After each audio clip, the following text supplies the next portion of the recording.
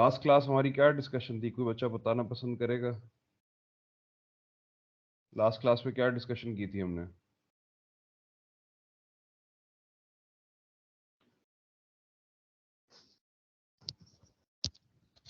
आवाज आ रही है बेटा सबको? आवाज आ रही है बेटा या नहीं आ रही? मुझे काइंडली बता दें जरा।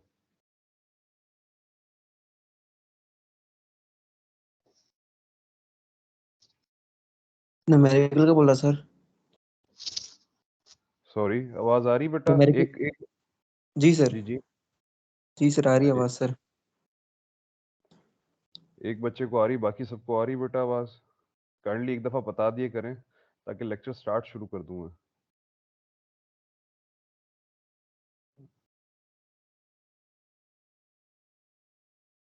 अच्छा, लास्ट में आपको मेरा ख्याल है फ्रैक्शनेटिंग टावर्स, फिर उसके बाद कुछ न्यूमेरिकल्स दे दिए थे, समझाए नहीं थे मैंने गालबन, लेकिन आप लोग को होमवर्क के लिए दे दिए थे। कुछ डिस्कशन हम लोगों ने करनी थी, वो बच्चों ने देखी बेटा खोल के? किसी बच्चे ने न्यूमेरिकल्स को देखा है खोल के? वैक्यूम डिस्टिलेशन के बाद कुछ न्यूमेरिकल्स हमने जिक्र करा था, effect of steam and stuff like that. Hmm, reminded है बच्चों को?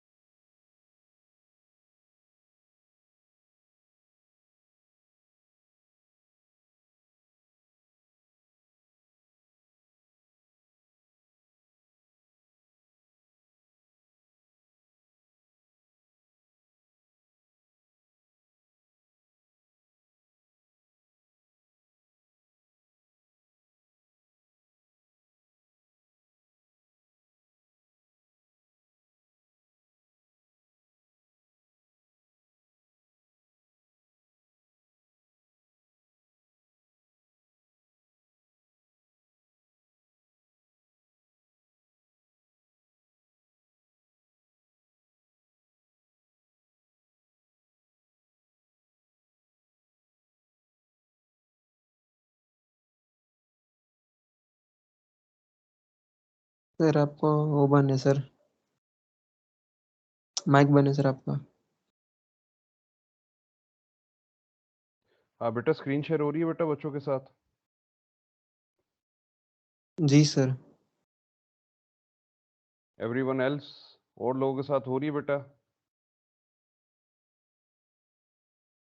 Roll number 5, 6, 9, 34, 38। बेटा मुझे चैट में सिर्फ आप लोग यस कर दिया करें, ज़रूरी नहीं कि आप लोग माइक खोल के मुझे बताएं। मैं आपकी आवाज़ सुनना नहीं चाहता, इतने अच्छे आप लोग हैं नहीं, ना इतनी शक्लें आप लोग की अच्छी हैं, ठीक है ना? मुझे काइंडली चैट के अंदर जो है ना कोई बच्चा बताना पसंद कर दिया करे, जब मैं आपसे सवाल पूछूं ना कि आवाज़ आ रही है, स्क्रीन शेयर हो रही है, तो बेटा मुझे बार बार रिपीट ना करना पड़े। समझ रहे हैं?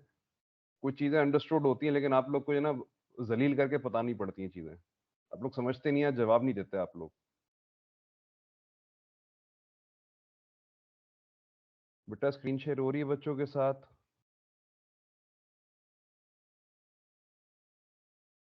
या नहीं हो रही?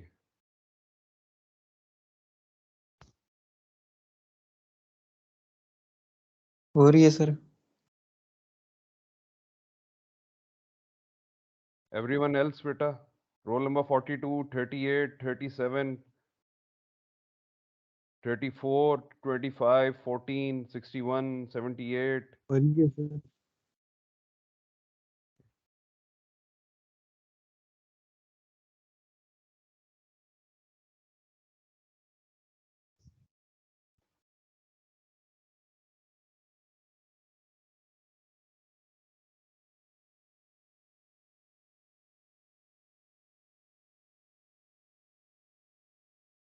Yes sir.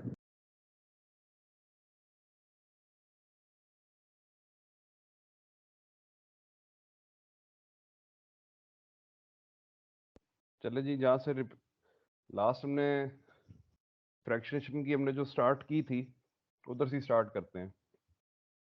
अच्छा बेटा, इसके अंदर जो न्यूमेरिकल्स के पोर्शन पे आ जाएं आप लोग, जल्दी जल्दी एक ओवरव्यू ले लेते हैं। ज़रूरत तो नहीं है, बल्कि आगे शुरू कर लेते हैं, ज़्यादा बेहतर है। ये न्यूमेरिकल्स वैसे इतने मुश्किल हैं नहीं, समझ रहे हैं आप लोग।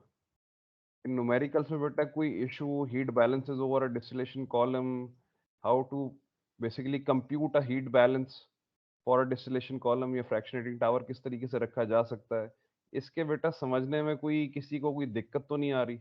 ऐसा हार्ड एंड फास्ट तो कुछ नहीं है मेरे हिसाब से। तो सिंपल, आपके पास जेनेरिकली एमसीपी डेल्टा टी लग रहा है सब जगहों पे, ठीक है ना। आपने सिर्फ आइडेंटिफाई करना है कि कौन कौन से टेम्परेचर्स हैं, कौन कौन सी आपको स्पेसिफिक हीट्स उन टेम्परेचर्स पे आपको फाइंड आउट करनी है।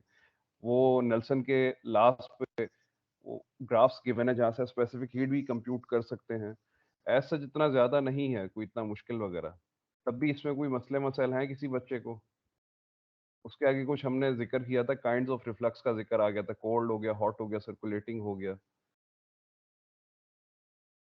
कोई क्वेश्चंस हैं बेटा प्रीवियस लेक्चर के हिसाब से किसी बच्चे को?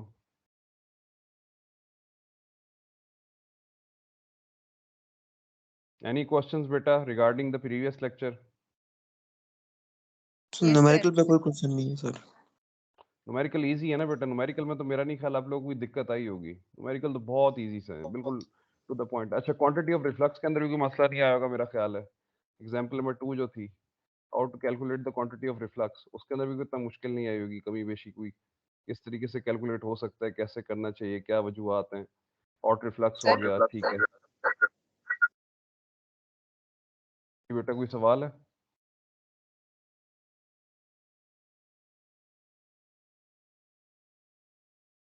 यस सर, एक सवाल था मेरा। बिल्कुल माशाल्लाह, अब आवाज आ रही बेटा? जी सर, वो एक्चुअली पता नहीं मेरा माइक ऑन नहीं हो रहा था शायद, और चैट पे भी ऐसा है कि सर हम खुद लिख नहीं सकते कुछ। अच्छा, चैट ओपन नहीं हुई आप लोगों की? नहीं सर, ऐसा मेरे हो नहीं पास तो नहीं आ जी रहा सर, माइक चैट क्लोज शायद। की हुई है सर। मैसेज फेल्ड आ रहा है। अच्छा, चलो मैं चैट ओपन करता हूँ। बच्चे सवाल पूछो, सवाल पूछो आप। सर वो जो आप पिछले लेक्चर में पढ़ा रहे थे ना, जो लंबा सा न्यूमेरिकल था, आपने बोला था कोई वॉटकिंस की बुक है। सर मैंने वो खोली तो वो थोड़ा सा अनक्लियर है, अगर आप उसे थोड़ा सा एक्सप्लेन कर देंगे तो हेल्प हो जाएगी। आरएन वॉटकिंस का तुम्हें जो ना नॉमेनक्लेचर नहीं समझ आ रहा होगा, जो मुझे सर तुम्हारी बात समझ है। नॉमेनक्लेचर सर समझ वो आ, वो टफ बता, टफ लिखा एल ओ एफ। बोले बोले। सर, उसमें बहुत टफ लिखा हुआ है, मतलब वो ऐसे समझ नहीं आ रहा, उसको देख के डर लग रहा है। इसको देख के डर लग रहा है, चलो इसको स्किप कर दें, छोड़ें और बोलें। इसको स्किप कर दें। ये मुझे लग रहा था ये दरअसल बैचलर लेवल का है नहीं है सही। ये जो बुक है ये बैचलर लेवल की नहीं है, टू बी फ्रैंक अगर बात करी जाए ना। क्योंकि इसके अंदर जो नॉमेनक्लेचर यूज किया जा रहा है ना, क्योंकि ये मैंने बेटा अपने दौर में हमें किसी ने ये गाइड करी थी कि ये किताब पढ़ के देखें। इसको समझने में मुझे भी काफी टाइम लगा था। If you want me to tell you all regarding जितना कुछ लिखा हुआ है ना कि क्या L O F Z minus S F times one minus S F क्या है, स्ट्रिप आउट फ्रैक्शन क्या है, बहुत मतलब कह लें बड़ा मुश्किल तरीके से बयान किया हुआ है। लेकिन तब भी बहरहाल आई वुड रेकमेंड कि आप जो है नेल्सन को देखें। ये ना, क्योंकि मैंने कुछ न्यूमेरिकल्स मैंने नेल्सन के दिखाए हैं। मेजोरिटी जो न्यूमेरिकल्स है ना आखिर के, मतलब क्वांटिटी ऑफ रिफ्लक्स हो गया या हीट बैलेंस का हो गया, ये मैंने नेल्सन की बुक से लिए हैं। तो वो थोड़े इजी टू अंडरस्टैंड है, इजी टू कंप्यूट है, आप उनको फॉलो कर लें। इसको आप स्किप कर दें, no issue with that. Don't waste your time, क्योंकि somewhat same thing is like आपको अच्छे तरीके से समझाई जा रही है दूसरी बुक्स के अंदर भी। अभी 2-3 और बुक्स हैं, अगर मैं वो आपको दिखाना चाहूँ तो उसमें आपको और अच्छे तरीके से समझ आ जाएंगी चीज़ें। क्योंकि कंपैरेटिवली नेल्सन से भी अब 1960s की किताब है नेल्सन, अंडरस्टैंडिंग वो भी अच्छी देता है। लेकिन अब और किताबें भी हैं हमारे पास जो हम समझ सकते हैं मेरा। अच्छा उसके अलावा हीट बैलेंसेस जी सर, वो पाकिस्तान किसी उसमें न्यूमेरिकल तो सर एक ही था जो आपने पिछले लेक्चर में बताया, उसमें न्यूमेरिकल सिर्फ एक ही था। इसके बारे में इसको फिर भी देखूंगी, फिर मुझे कोई क्वेश्चन हुआ अगर तो फिर मैं पूछ लूंगी सर। लेकिन अभी मेरे पे 2-4 क्वेश्चन और हैं सर, पूछ लूं? हाँ पूछो बच्चे पूछो, किस लिए बैठे हुए हैं, पूछो। आप स्टार्ट में ना मैं पढ़ा रहे थे, पहले डीसॉल्टिंग पढ़ा रहे थे, फिर हमने जो पिछले लेक्चर में प्री फ्लैश और ये फ्लैश जोन को पढ़ा। तो सर मुझे ना ठीक एक है। अंडरस्टैंडिंग चाहिए कि जैसे हम लोग का जो पूरा डिस्टिलेशन कॉलम लगा हुआ होता है, तो पहले क्या उसकी डीसॉल्टिंग होती है क्रूड की, फिर प्री फ्लैश दे के फिर क्रूड वो कॉलम में डाला जाता है ना? देखिए मैं आपको एक सीक्वेंस बता देता हूँ। देखो पहली सीक्वेंस सिंपल सी बात है, आप एक सेकेंड, यहाँ व्हाइट बोर्ड आ जाता है, व्हाइट बोर्ड आ रहा है, ठीक है। व्हाइट बोर्ड शेयर हो रहा है बेटा सब बच्चों के साथ? एक मिनट, मैं व्हाइट बोर्ड खोल देता हूँ, फिर आपको थोड़ा जी सर। ठीक है, एक मिनट। अच्छा बेटा, ओके, सिंपल। अच्छा आप लोग के पास है ना, देखें सिंपल सा जो ना क्या बना हुआ है, ये आपके पास क्या है, स्टोरेज टैंक है। सबको व्हाइट बोर्ड नजर आ रहा है बेटा? Yes sir. ठीक है ना। व्हाइट बोर्ड के अंदर क्या करा मैंने, अच्छा तस्वीर बेटा उंगली से बना रहा हूँ तो काइंडली जो ना इसको थोड़ा कॉन्सेप्ट को समझिएगा। जी आपके सर। स्टोरेज टैंक ने सक्शन लिया, पंप ने, ठीक है ना, पंप ने सक्शन लेके उसको डिस्चार्ज करा। एक एक्सचेंजर, दो एक्सचेंजर, तीन एक्सचेंजर, तीन एक्सचेंजर के बाद हम चले गए डिसॉल्टर के अंदर। डिसॉल्टर में पहले डिसॉल्टर में आपने क्या करा गालबन, आपने 95% आपने जो ना निकाल दी उसके अंदर से सॉल्ट्स। अब वो ओलियोफिलिक इम्प्योरिटीज हैं, ओलियोफोबिक इम्प्योरिटीज हैं, उस बहस में नहीं जा रहे। उसके बाद आपने सेकंड इसको लेके गए डिसॉल्टर में, आपने यहाँ पर 99% आपने रिमूव कर दिया, ठीक है।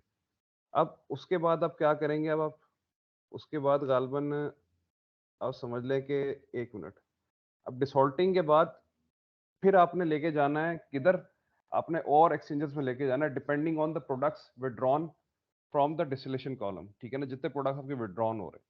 अब जो प्री फ्लैश का जिक्र आता है ना बेटा, प्री फ्लैश का, अब ये समझ लें आपके पास, let me, okay, this is your furnace, ठीक है, this is your furnace, now this is your transfer line.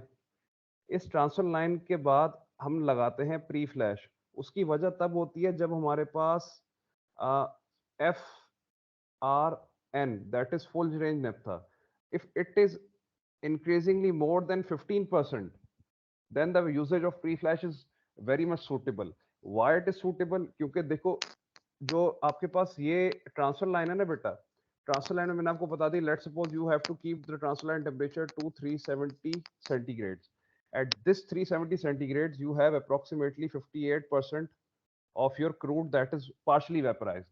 Now, talking about naphtha, if it contains 15%, हम ऐसी जिक्र कर रहे हैं, देखो ये रिफाइनरी की जबान में बात कर रहे हैं, अगर 15% से ज्यादा है, 16-17% है, तो प्री फ्लैश लगा देते हैं। उसकी वजह ये क्या होती है कि आपके पास automatically vapour knocking in the line बहुत ज्यादा हो जाती है। 58% of the crude is partially vaporise the moment. Sir ये क्या होता है, ये एंटर करता है प्री फ्लैश के अंदर।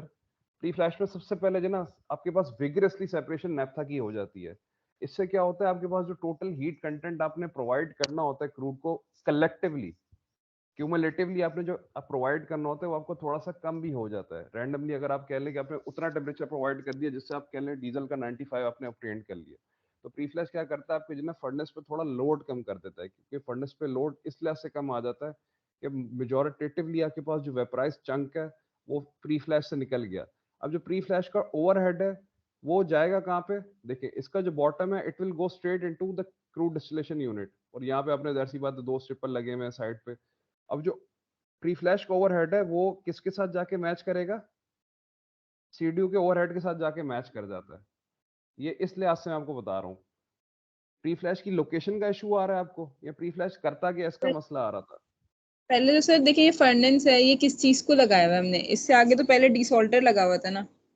फर्नेस, अब इस फर्नेस बट नहीं नहीं नहीं नहीं नहीं नहीं नहीं नहीं, मेरी बात सुनो, देखो मैं आपको अब जस्ट विजुअलाइज करें, आप देखें पहले स्टोरेज टैंक से पंप ने सक्शन ली, पहले तीन एक्सचेंजर, मैं तीन एक्सचेंजर क्यों कह रहा हूँ कि तीन एक्सचेंजर के at the outlet of the third exchanger I basically interpret के my crude has obtained a temperature that is between 120 to 150 centigrades. It is that temperature that was needed for desalting. 3 exchanger ठीक है के sir. बाद मैंने डिसॉल्टर लगा दिए, 2 डिसॉल्टर लग गया, ठीक है ना, डिसॉल्टर ने अपना काम कर लिया, 99% उसके अंदर से जो ना इम्प्योरिटीज निकाल दी। अब उसके बाद मैंने क्या करा, देखो अब क्या प्रोडक्ट कितने निकलने हैं, light naphtha, heavy naphtha, kerosene, diesel. Diesel को तोड़ दो आप, light gas oil, heavy gas oil, आपके पास 4 से 5 प्रोडक्ट हो गए। तो आप एक्सचेंजर कितने दिखा सकते हैं, मतलब आपको प्री हीट ट्रेन के अंदर कितने, 5 एक्सचेंजर तो आपको चाहिए ही चाहिए।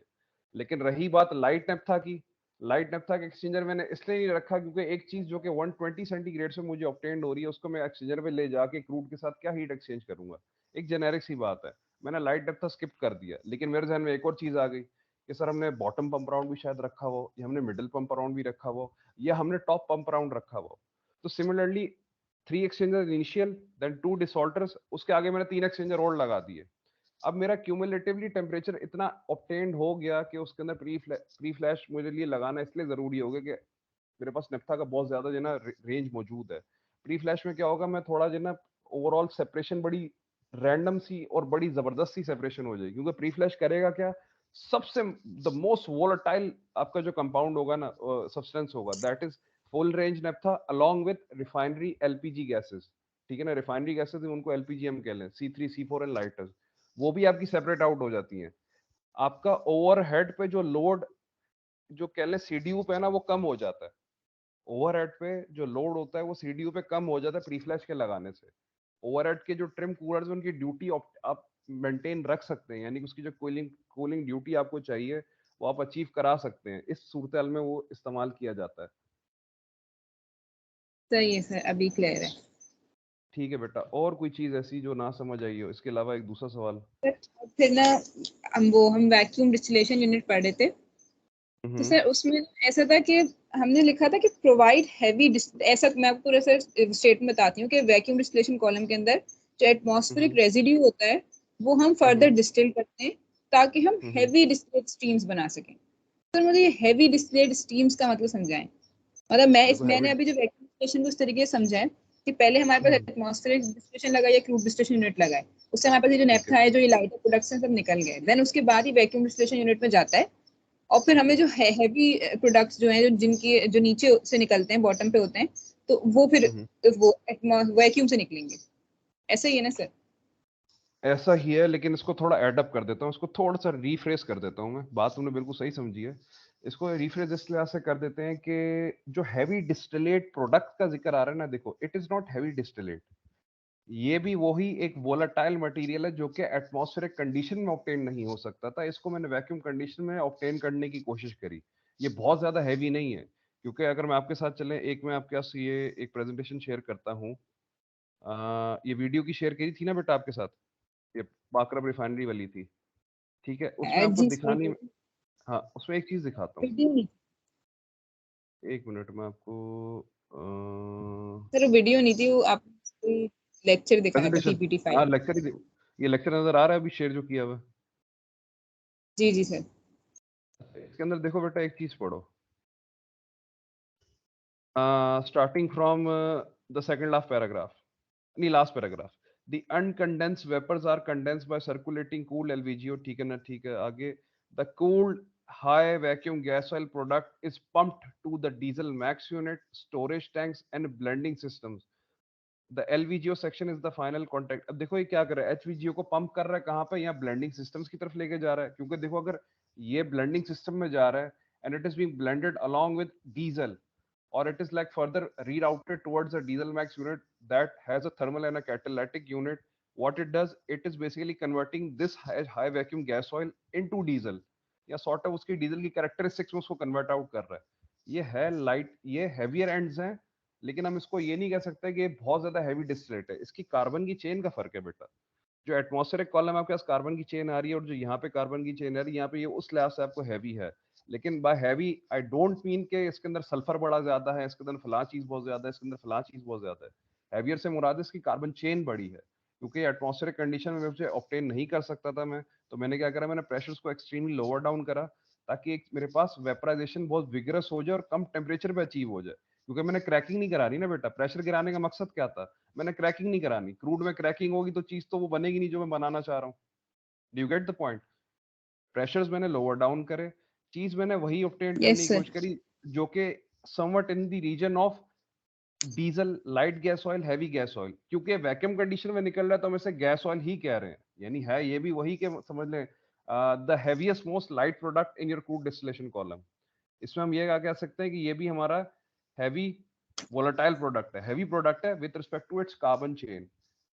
डेफिनेटली इसमें कुछ इम्प्योरिटीज होंगी, लेकिन वो इम्प्योरिटीज इतनी ड्रास्टिकली बहुत ज्यादा नहीं होंगी जिससे हम इम्प्योरिटीज कहते हैं, जैसे सल्फर हो गया, डिसॉल्व्ड सल्फर्स हो गए, या सल्फर के डेरिवेटिव्स हो गए। Do you get the point बेटा? ना इसमें इतना मेटालिक कंटेंट इतना ज्यादा होगा, क्योंकि ये चीज आगे अगर स्टोरेज टैंक पे जा रही है, ब्लेंडिंग के लिए जा रही है, आगे फर्दर क्रैकिंग के लिए जा रही है, थर्मल क्रैकिंग के लिए जा रही है, दिस मीन्स कि इसको मैं इसके अंदर अभी भी इतनी गुंजाइश है कि इसको मैं तोड़ के इससे 2-3 और चीजें बना सकता हूँ, या किसी एक चीज को और मैक्सिमाइज कर सकता हूँ। मैंने डीजल देखे यहाँ पे हर जगह, ये पाक रब रिफाइनरी ने डीजल मैक्स यूनिट लगाया हुआ क्यों है? क्योंकि this is the most profitable product in the refinery. इसको जितना मैक्सिमाइज करेंगे, क्योंकि ये बहुत ही फिजिकली एक सिंपल सी प्रोसेस है, डीजल ऑब्टेन्ड हो जाता है। आई होप थोड़ा बहुत समझ आ गया हो, थोड़ा बहुत। जी जी सर। और सर तीसरा सवाल क्या था बेटा? तीसरा सवाल सर ये है कि मैंने वो पढ़ी थी आप बैरोमेट्रिक कंडेंसर और बैरोमेट्रिक लेग्स। सर हाँ, इसका ना जरा बैरोमेट्रिक प्रिंसिपल। कंडेंसर, ठीक है। अच्छा, जो बैरोमेट्रिक कंडेंसर और बैरोमेट्रिक लेग है ये ना तो बेटा, वही। ये बहुत जी पुराना मतलब कह लें आपके पास ये orientation of using steam jet ejector system है। ये बहुत पहले की चीज है। देखो, बैरोमेट्रिक कंडेंसर आपके पास, just look at this diagram, ठीक है ना? डायग्राम क्या कहती है? इससे पहले हमने, आप लोगों ने बेटा नेल्सन की बुक रखी है अपने पास, या जो रैंडमली मैं आपको कहता हूँ आप लोग यकीन कर लेते हैं कि हाँ नेल्सन से लिया हुआ है? नेल्सन की बुक्स हैं बच्चों के पास? सर सॉफ्ट में है, अभी हार्ड में नहीं सर ली। आपने सॉफ्ट में, जो सॉफ्ट में बेसिकली पढ़ के देखिए आप लोगों ने, डिटेल जी सर उसको देखा है? चैप्टर्स खोलते हैं। अच्छा, what is your understanding regarding these things? Two-stage ejectors with a barometric condenser. Barometric condenser, that means it is basically creating a pressure difference. ये प्रेशर डिफरेंस आ रहा है ना, बैरोमेट्रिक की लेग बनाई हुई है कि प्रेशर डिफरेंस से मैं क्या करूंगा जो नॉन कंडेंसेबल है। Let's suppose looking at the incoming non condensables and process streams, ठीक है ना? It is going into the intermediate barometric condensers. अब ये कंडेंसर का वाटर है। अब ये जो ओरिएंटेशन है ना बेटा, frankly speaking it is a very outdated thing. ये 1966 की एक चीज है, ठीक है ना? कंपैरेटिवली जो मैंने आपको स्टीम जेट इजेक्टर सिस्टम को और इंटर कंडेंसर्स का जिक्र करा दिया ना, दैट इज मोर रेलेवेंट। ये सिर्फ अंडरस्टैंडिंग के लिए दिया हुआ है। इसके सर अंदर थोड़ा लाभ पर्टिकुलरली, जी जी जी बेटा बोलिए। लाभ भी चेक करें सर, कुछ लड़के वेट करें। एक मिनट बेटा, कम अगेन बेटा, आपका आवाज में समझ नहीं सका, क्या कह रहे हैं? सर मुझसे कह रहे हैं। नहीं नहीं, अभी किसी बच्चे ने सर सवाल लाभ भी पूछा है। चेक करें, लड़के वेट कर रहे हैं। अच्छा, लॉबी, हाँ बेटा, इन लड़कों को खुदा के वास्ते बोल दो वक्त पे आना शुरू कर दें, वरना मैं वही करूंगा, तुम लोग के अटेंडेंस जो है ना मार्क करना छोड़ दूंगा। 9 बज रहे हैं बेटा, 8:30 की क्लास शुरू हुई हुई है। बच्चा पता नहीं किन चक्रों में बैठा है, उसको उठा नहीं जा रहा उससे, पता नहीं कौन सी उसको मनहूस नींद आई हुई है बच्चे को। बच्चों को खुदा के वास्ते ये बोलो कि टाइमली बेटा आ जाए करें, खुदा के वास्ते टाइमली आ जाए। या बार बार जो ना बेटा, मैं क्या करता हूँ, मैं अपनी लेक्चर्स को बंद करता हूँ, फिर मैं जो ना बच्चों को लॉबी में जाके ऐड करता हूँ। ये बच्चा पहले आ जाए बेटा, ये बच्चों को बताओ बेटा। तुम लोग को सर फिजिकली वो मैं तुम लोग को तो सीधा सर 2 टीम्स चली हुई थी सर, वो दूसरी टीम में सर जाके लॉबी में वेट कर रहे थे सर। सर वो काइंडली नहीं नहीं कोई मत, दूसरी टीम मीटिंग कौन? भी चल रही थी सर, वहाँ पर तकरीबन 15 से 20 मिनट सर वहाँ पर हो गए थे। फिर वो सर खत्म करके इसमें मैंने कहा कि पता नहीं क्यों नहीं हो दूसरी रहे मीटिंग कौन सी चल रही है बेटा? पहली क्लास ही सर। मेरी है, दूसरी मीटिंग कौन सी चल रही है? सर इसी चैनल पर दूसरी मीटिंग भी चल रही है, तो काफ़ी बच्चे सर वहाँ पर मतलब वो ज्वाइन कर लेते हैं, फिर वेट में बैठे रहते हैं कि कब ऐड हो। दूसरी मीटिंग भी इसी चैनल पे चल रही है सर। बेटा तुम लोग को सीधा करता हूँ, तुम लोग ऐसे सीधे नहीं होगे। मैं तुम लोग को सीधा करता हूँ फिजिकली इंशाल्लाह। तुम लोग से पाला पड़े जरा। ये 2 मीटिंग्स चल रही है, किसकी 2 मीटिंग्स चल रही है बेटा? मैंने 2 मीटिंग्स चलाई हुई है, मीटिंग तो एक ही है। ये हैरानकुन बात है, 2 मीटिंग है। सर आपने नहीं चलाई हुई, किसी दूसरे ने, कोई किसने स्टार्ट की होगी, हो सकता है। बेटा ये बच्चों को बोलो ये टेस्टी मेस्टी मेरे साथ ना लें, बड़ा मसला हो जाएगा। मैं खुदा की कसम कह रहा हूँ बेटा, बहुत मसला होगा। तुम लोग पता नहीं क्यों नहीं समझते मेरी बातों को, इतना नॉन सीरियस पता नहीं क्यों लेते हो यार। दूसरी मीटिंग किसने चलाई है बेटा? मेरी एक मीटिंग है बेटा, जो मैंने मीटिंग चलाई है उसमें आके आप आ जाए। ये 8वें सेमेस्टर का बच्चा इतना कोई चवलियां मार रहा है, या इतना कोई इमेच्योरली आप लोग बिहेव कर रहे हैं ना, मैं क्या कहूँ आप लोगों को, खुदा की कसम। ये 8वें सेमेस्टर का बच्चा है मेरा, इसने जाके ना मार्केट में जॉब करनी है, और हाल इसका देखो, इसको ये नहीं पता कि मैंने कौन सी मीटिंग ज्वाइन करनी है। जाहिर सी बात है बेटा, जो टीचर ने स्टार्ट करी है उस मीटिंग में घुसे हैं आप आके, दूसरी मीटिंग में जा रहे हैं। पता नहीं कैसे सुन लेते हो यार, इतनी बेइज्जती कैसे तुम लोग बर्दाश्त कर लेते हो? इतना पता नहीं, इतना मुझे खुदा की कसम कोई बोले मैं अपने आप को मार दूं अपने आप को। कौन सी मीटिंग दूसरी चल रही है बेटा? ये किसने बनाई हुई है? ये 41 है बेटा, रोल नंबर 41 है ये, गालबन इसने बनाई है। मसला ये नहीं है बेटा कि मीटिंग किसी ने बना दी, मसला है कि आप लोग हैं बिल्कुल माशाल्लाह जाहिल हैं आप लोग। मतलब अक्ल अभी भी नहीं है ये आप लोगों को। बेटा वो मीटिंग ज्वाइन करो जो मैंने ज्वाइन कराई है। पूरा पूरा जो है ना बेटा, पूरा पूरा मोशन ही तोड़ देते हो तुम लोग को। हाँ बेटा नरवीन, सवाल पूछा था आपने, क्या पूछ रही थी बेटा? सर वही बैरोमेट्रिक कंडेंसर है, ये चीज तो मैंने देखी कि ये जो डायग्राम है सर, मैं इसका ना प्रिंसिपल समझ नहीं पा रही। मतलब एक जो ये लेग है ये इन्होंने पानी में डुबोया हुआ है, तो इसका कैसे ये डिफरेंस कैसे निकाल सकते हैं सर, ये मेरे दिमाग में नहीं आ रहा। Good question, very good question. अच्छा, एक एक काम ये करते हैं, मैं बेटा दोबारा इस नेल्सन के जो ना ये वाले पोर्शन को मैं खोल के देखता हूँ, फिर मैं थोड़ा गो थ्रू करके आपको बताता हूँ मैं, ठीक है ना? सर एक आई दफा टू हैव देर सम, से मेरे पास थोड़े चेक। कॉन्फ्लिक्ट, मेरा भी थोड़ा कॉन्फ्लिक्टिंग आइडियाज है, मैं आपको इसलिए डिस्कस नहीं कर रहा क्योंकि खामखा फिर आपके जहन में भी अभाम पैदा हो जाए। मैं पहले खुद जाके थोड़ी चीज़ों को स्टडी करता हूँ, ठीक है ना? क्योंकि देखिए मैंने आपको, मैं आप इस चीज़ को देखें, नोट डाउन करें। जो मैंने आपको यहाँ पे दिखाया ना बेटा कॉन्सेप्ट, वैक्यूम, ये इसका स्टील जेट इजेक्टर का, ठीक है ना? और उसके आगे along with the line, एक काम करना बेटा, जब ये फिजिकल क्लासेस होंगी ना मुझसे आप ये प्रेजेंटेशन ले लेना, ठीक है ना, वैक्यूम डिस्टिलेशन की। ये आपके लिए ठीक अंडरस्टैंडिंग, है जो मैं दिखा रहा हूँ ना, ये इसको पढ़ के आपको थोड़ा आइडेंटिफिकेशन ज्यादा अच्छे तरीके से हो सकेगी। जैसे ये लिए आपके सामने एक ये डायग्राम है, जो सर्किट्स है ना आपके पास, जो पीएनआईटी के सर्किट्स हैं, ये आपको ज्यादा अच्छा और अंडरस्टैंडिंग दे सकते हैं कि यार ऊपर हो क्या रहा है। यानी कि मेरा अब इस वाली आप डायग्राम को देखें, अब उसको छोड़ दें जो उधर हुआ है। आप ये देखें कि ओवरहेड से PIC 37 से आपके पास क्या है, स्ट्रीम आ रही है। ये कौन सी स्ट्रीम है बेटा आपके पास? ये आपके वोलेटाइल वो वेपर्स हैं जो कि ऑटोमेटिकली सक डाउन हो रहे हैं, ऊपर की तरफ सक हो रहे हैं। इट गोज सर, इनटू, आपकी लेक्चर 4 फ्रैक्शनेशन वाली स्लाइड खुली हुई है हमारे पास। ये वैक्यूम डिस्टिलेशन वाली नहीं आ रही बेटा? एक नहीं सेकंड में सर। दोबारा वो, एक मिनट में शेयर कर देता हूँ। ये देखें, अब आ रही बेटा? Now look at the lineup, it goes into, ठीक है ना, थ्रोट पे आ रही है। देखिए आपके जो वेपर्स आ रहे हैं सीधा थ्रोट पे आ रहे हैं। ऊपर से एम्प्टी स्टीम आपके पास गिवन है, ये क्या यूज की जा रही थी? As a motive fluid use की जा रही थी ना। अब ये क्या कर रहा था, ये जैसे ये नोजल के थ्रू थ्रोट के अंदर एंटर कर रहा था, और इस जगह पे आपके पास एक सोनिक वेलोसिटी बनती थी, then it goes into the converging and diverging section. होता क्या था, ये सारे वेपर्स उठ के किधर जाते थे? ट्रिम कूलर में आते थे, ठीक है ना? ट्रिम कूलर से आके straight away it goes into the second stage, फिर नीचे वाले कूलर में आए। ये पार्शियल कंडेंसर कह लो या इंटर कंडेंसर है, यानी कि अलोंग द लाइन आपने इंटर कंडेंसर्स रखे हुए हैं।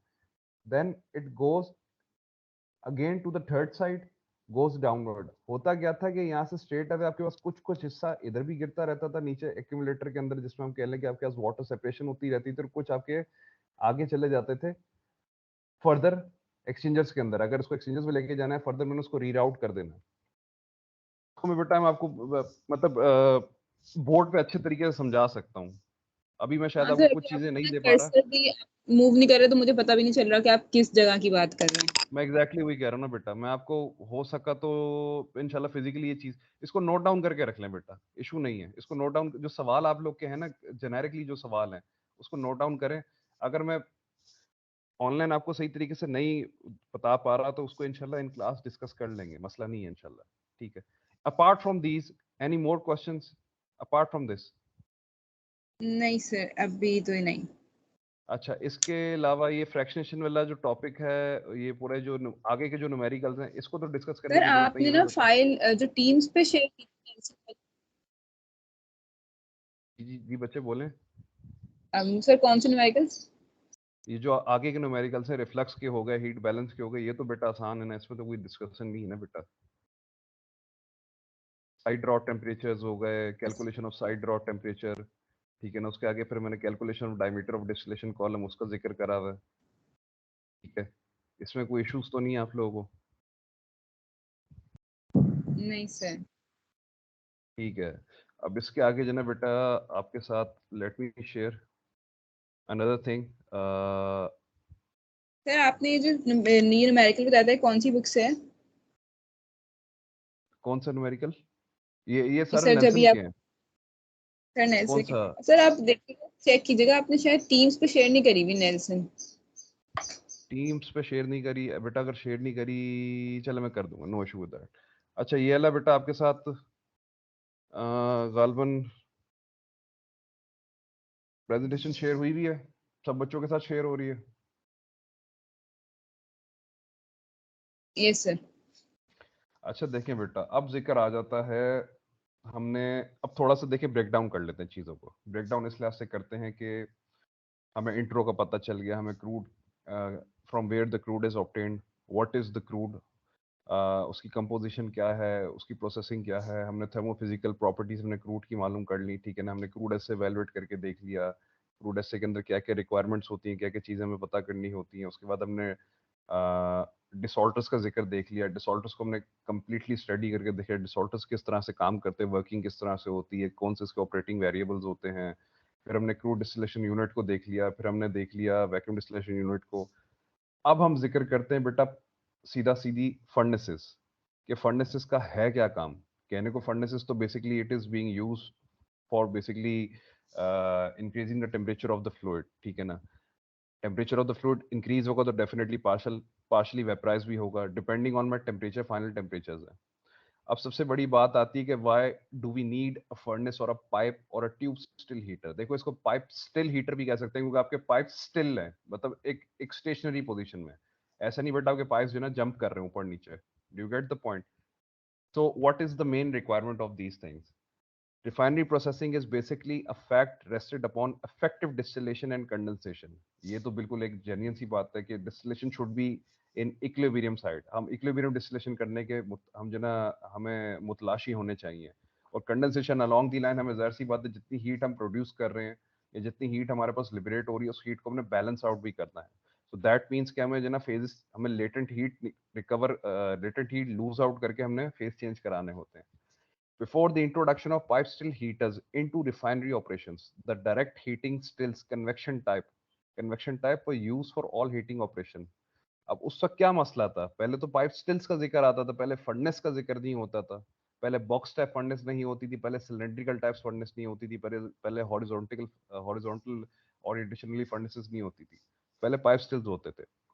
देखें, जो पाइप स्टिल्स था उसके अंदर क्या होता था, कन्वेक्टिव हीट ट्रांसफर में मसला क्या होता था आपके पास, non uniform heating and excessive heating could not be abated satisfactorily in these stills. With these inescapable difficulties, the refinery could not be magnified or utilized for high capacities at short notice. क्योंकि देखो, still अगर pipe को ही मैं गर्म कर रहा हूँ नीचे आग लगा के, तो बेटा मैं एक तो अनइवन डिस्ट्रीब्यूशन ऑफ हीट का जिक्र कर रहा हूँ, या मैं सिवियर डिस्ट्रीब्यूशन ऑफ हीट का जिक्र कर रहा हूँ। या हीट बहुत ज्यादा डिस्ट्रीब्यूट हो रही है, या हीट कंप्लीटली डिस्ट्रीब्यूट नहीं हो रही, ठीक है ना। डिसिपेट ज्यादा हो रही है, डिसिपेट ज्यादा हो रही है। अब मैं अगर रिफाइनरी की कैपेसिटी को इंक्रीज करना चाह रहा हूँ, when I talk about increasing the capacity of the refinery, I am talking about increasing the capacity of the crude distillation unit, ठीक है ना। कैपेसिटी उसी के लिहाज से आइडेंटिफाई की जाती है। Pipe still heaters are different from old still heaters in one way. The radiant section is separated from the convection section. ये मैंने बच्चों के साथ डिस्कस कर चुका हूँ काफी डिटेल में, कि फर्नेस के कितने सेक्शंस होते हैं, किस सेक्शन में क्या काम करना होता है। ये अंडरस्टूड है बेटा बच्चों को? फर्नेस की कितनी टाइप्स होती हैं, सॉरी, फर्नेस के अंदर सेक्शंस कितने होते हैं, या दोबारा डिस्कस करूं इस चीज को? तो एक दफा ऊपर ऊपर से बता दें, आपने बताया हुआ था वैसे फाइनेंस के सेक्शंस। अच्छा मैं दोबारा बता देता हूँ, फिर ये वही है बेटा आपके साथ, ये जल्दी जल्दी बता रहा हूँ बेटा। जी सर, जल्दी जल्दी बता। एक मिनट, कहाँ से आता है? अच्छा हाँ, व्हाइट बोर्ड आ गया, एक मिनट बेटा।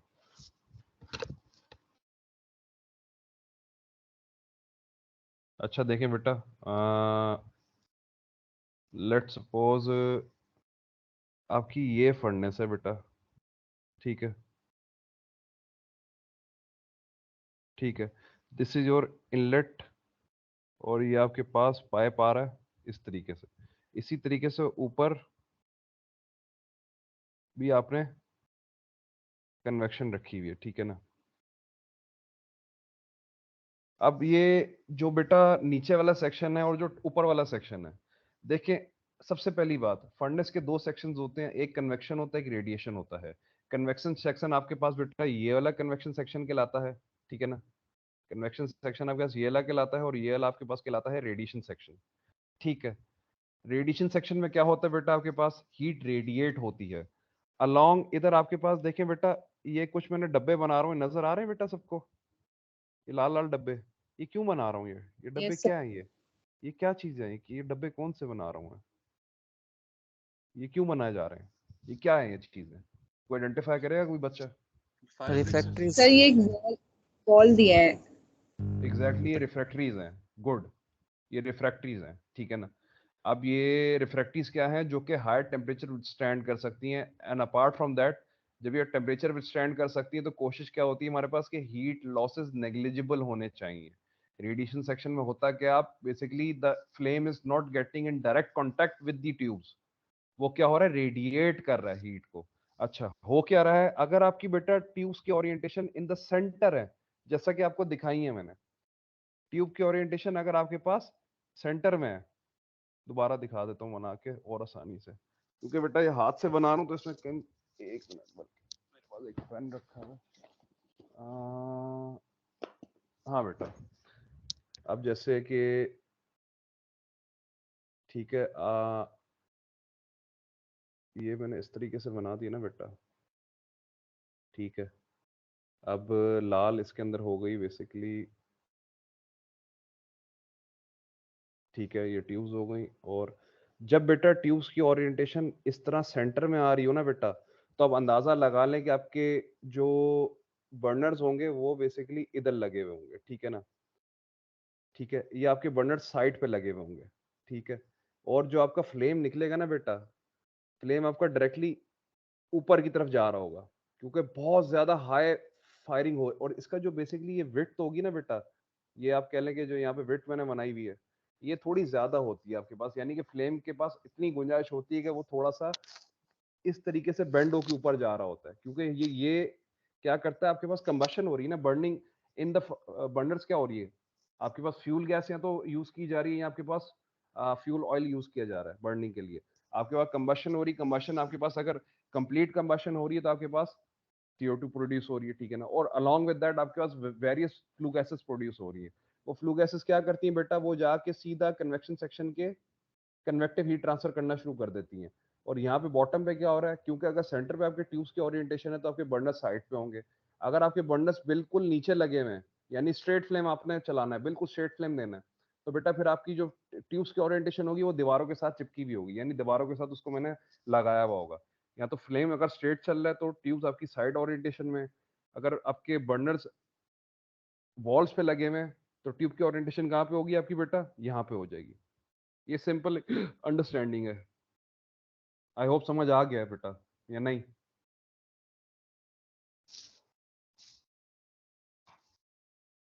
हाँ बच्चे समझ आया थोड़ा बहुत या नहीं, या थोड़ा ऊपर ऊपर से चला गया? Yes sir. आगे से समझिए। गुड है बेटा, गुड हो गया, गुड हो गया। अगेन उस पे आ जाते हैं, फर्नेस पे, ठीक है। अच्छा आगे क्या कहता है कि heat transfer in the radiant section as high as 70%. The stack losses and the heater losses are brought down to 12 to 5% respectively, followed by a close response to control. देखिए जब मैंने आपको, आगे बढ़ते हैं, चले छोड़ें। डैम्पर से क्या मुराद है या स्टैक से क्या मुराद है? स्टैक क्या किसे रहा है बेटा, कोई बताना पसंद करेगा?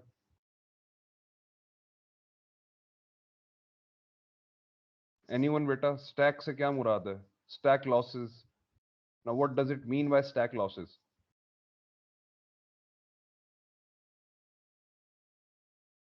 कोई बच्चा एडअप करना चाहेगा बेटा?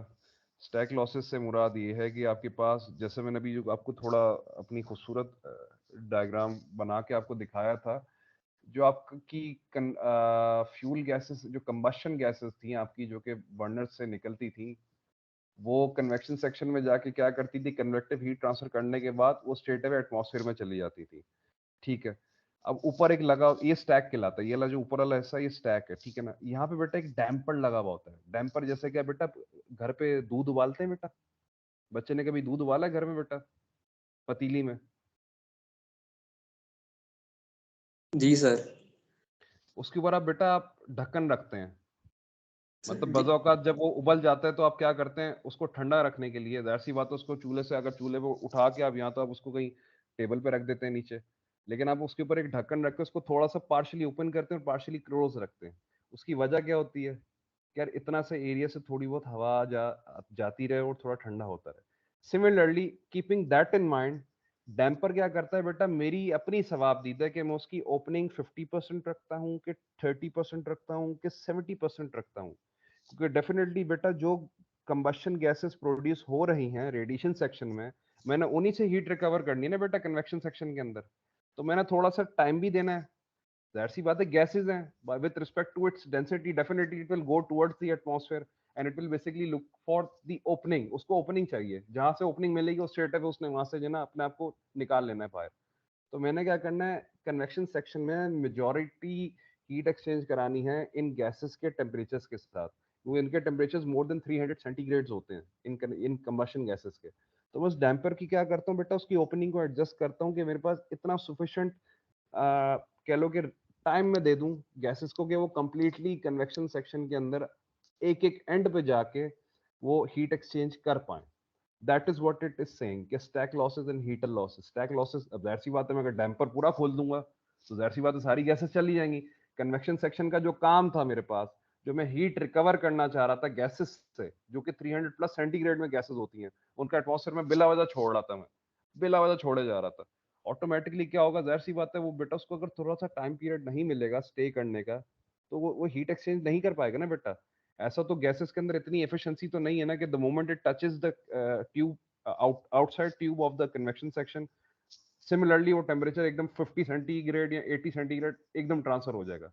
That mean it needs some time. Convective heat transfer क्या होता है कि मॉलिक्यूलर ट्रांसफर हो रहा है आपके पास, मॉलिक्यूलर हीट ट्रांसफर है, उस पर थोड़ा टाइम लगता है। थोड़ा टाइम से मुझे ये नहीं होता कि 10-15 मिनट लग जाता है। You need a sufficient time कि वो इजीली ऑक्यूपाई कर दे पूरे कन्वेक्शन सेक्शन को। ऐसी बात है, वेपर्स होंगे, वेपर्स क्या करेंगे, और जितनी छोटी सी स्पेस होगी उसको विगरसली वो क्या कर लेंगे, ऑक्यूपाई कर लेंगे। डैम्पर क्या ये मुझे सहूलत देता है कि मैं कितने आसानी से या कितनी जल्दी से या कितनी देर से मैं जो ना गैसेस को एटमॉस्फेयर में छोड़ना चाह रहा हूँ। अंडरस्टूड?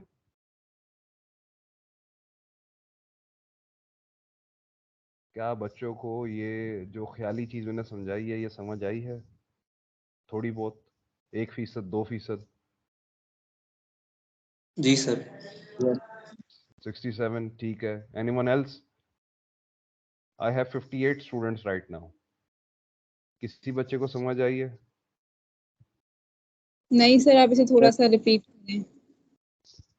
रिपीट करते हैं, 1 मिनट, चलें दोबारा व्हाइट बोर्ड खोलते हैं। देखें, जिक्र हो रहा है, आपको बता देता हूँ, मैं सिर्फ कन्वेक्शन सेक्शन दिखा रहा हूँ, ठीक है ना, ध्यान में ये रखिएगा। 1 मिनट, कहाँ गया? ठीक है, हाँ चलें जी, ठीक है। अच्छा, ये कन्वेक्शन सेक्शन दिखा दिया बेटा मैंने आपको, ठीक है ना। ये इसके ऊपर एक जो ना डैम्पर है, ठीक है ना, ये डैम्पर टाइप बना हुआ है। अब हो क्या रहा है बेटा कि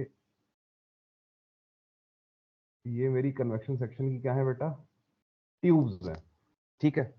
अब जितना मेरे पास यहाँ से बेटा ये गैसेस आ रही हैं, ठीक है ना, ये कहाँ से आ रही है, रेडिएशन सेक्शन से गैसेस आ रही है। अब ये ऊपर ये जो डैम्पर है ना बेटा, ये डैम्पर जो बना हुआ है, इसकी ओपनिंग मैंने 10% रखनी है, इसकी मैंने 20% रखनी है ओपनिंग, इसकी मैंने 40% रखनी है। ये बेसिकली अगर मैं इसको 40% ओपन कर रहा हूँ और 60% क्लोज है, तो ऑटोमेटिकली गैस क्या होंगी, अगर बहुत ज्यादा गैसेस का कुछ फ्लो रेट होगा, ठीक है ना, हम उस पर बहस नहीं कर रहे कितना फ्लो रेट है, बेसिकली ये ओवरऑल इसको सारा ऑक्यूपाई कर रही है ना। अब ओपनिंग ऊपर से मैंने 60% क्लोज रखी है और 40% ओपन करी हुई है, यानी it is giving a sort of, ये क्या कह रही है, इसे बैक प्रेशर दे रहा है। जितनी गैसेस ऊपर उठ रही है उसको आगे स्टॉपेज मिल रही है, उसको बैक प्रेशर मिल रहा है, वो क्या कर रहे हैं, ऊपर जाके दोबारा गैसेस नीचे आ रही है, फिर दोबारा हीट एक्सचेंज हो रही है। फिर ऑटोमेटिकली क्या होगा, द मोमेंट वो हीट टोटली डिसिपेट जब हो जाती है, कन्वेक्टिव हीट ट्रांसफर हो जाता है, तो ऑटोमेटिकली क्या करते हैं, हम गैसेस को ऊपर निकाल देते हैं, या वो बाय डिफॉल्ट अपनी ना डेंसिटी डिफरेंस से ऊपर की तरफ चली जाती है। अब ये जो opening of damper and closing of damper या controlling that limited opening of dampers, ये होता क्या है, ये मैं बावर कराता हूँ कि यार जितना गैसेस प्रोड्यूस हो रही हैं रेडिएशन सेक्शन से, वो ज्यादा से ज्यादा क्या करें, कन्वेक्शन सेक्शन के अंदर हीट एक्सचेंज कर पाए। इस डैम्पर की closing and opening basically determines कि यार मैंने कितना टेम्परेचर रिकवर कराने की मेरी अपनी एक अंडरस्टैंडिंग है कि यार मैं कितना हीट रिकवर करा पा रहा हूँ कि नहीं करा पा रहा। ये एक छोटी सी अंडरस्टैंडिंग है। This is the damper I am talking about. ये ऊपर वाला जो डैम्पर है इसका जिक्र कर रहा हूँ मैं, ठीक है ना। ये आपके पास ये आपके पास ये डैम्पर आता है, ठीक है ना, ये पार्शली ओपन होता है, ठीक है ना। अभी कितना ओपन करना है ये आपकी सवाबदीद है, ठीक है ना। It is basically normally in refineries हम इसको 40 to 50 के दरमियान रखते हैं ओपनिंग इसकी, 40 to 50 रखते हैं। ये बताना चाह रहा था मैं सिर्फ। थोड़ा सा अंडरस्टूड हुआ है बेटा, थोड़ा बहुत, जी ज्यादा नहीं। सर, ये डैम्पर मतलब गैसेस के फ्लो को कंट्रोल कर रहा है। Exactly exactly. एक ड्राफ्ट का जिक्र होता है बेटा, है सर। एक ड्राफ्ट और एक नेगेटिव प्रेशर का एक जिक्र आता है रिफाइनरी फर्नेसेस के अंदर। उसको भी जरा थोड़ा सा स्टडी करिएगा, हम इसको फिजिकल क्लासेस में इंशाल्लाह और अच्छे तरीके से डिस्कस कर लेंगे। अच्छा मैं वापस लेक्चर पे आ जाता हूँ, ठीक है जी। अच्छा आगे, अब आपके पास normally pipe heaters can be conveniently categorised into two types. One is the horizontal type, the other is the vertical type.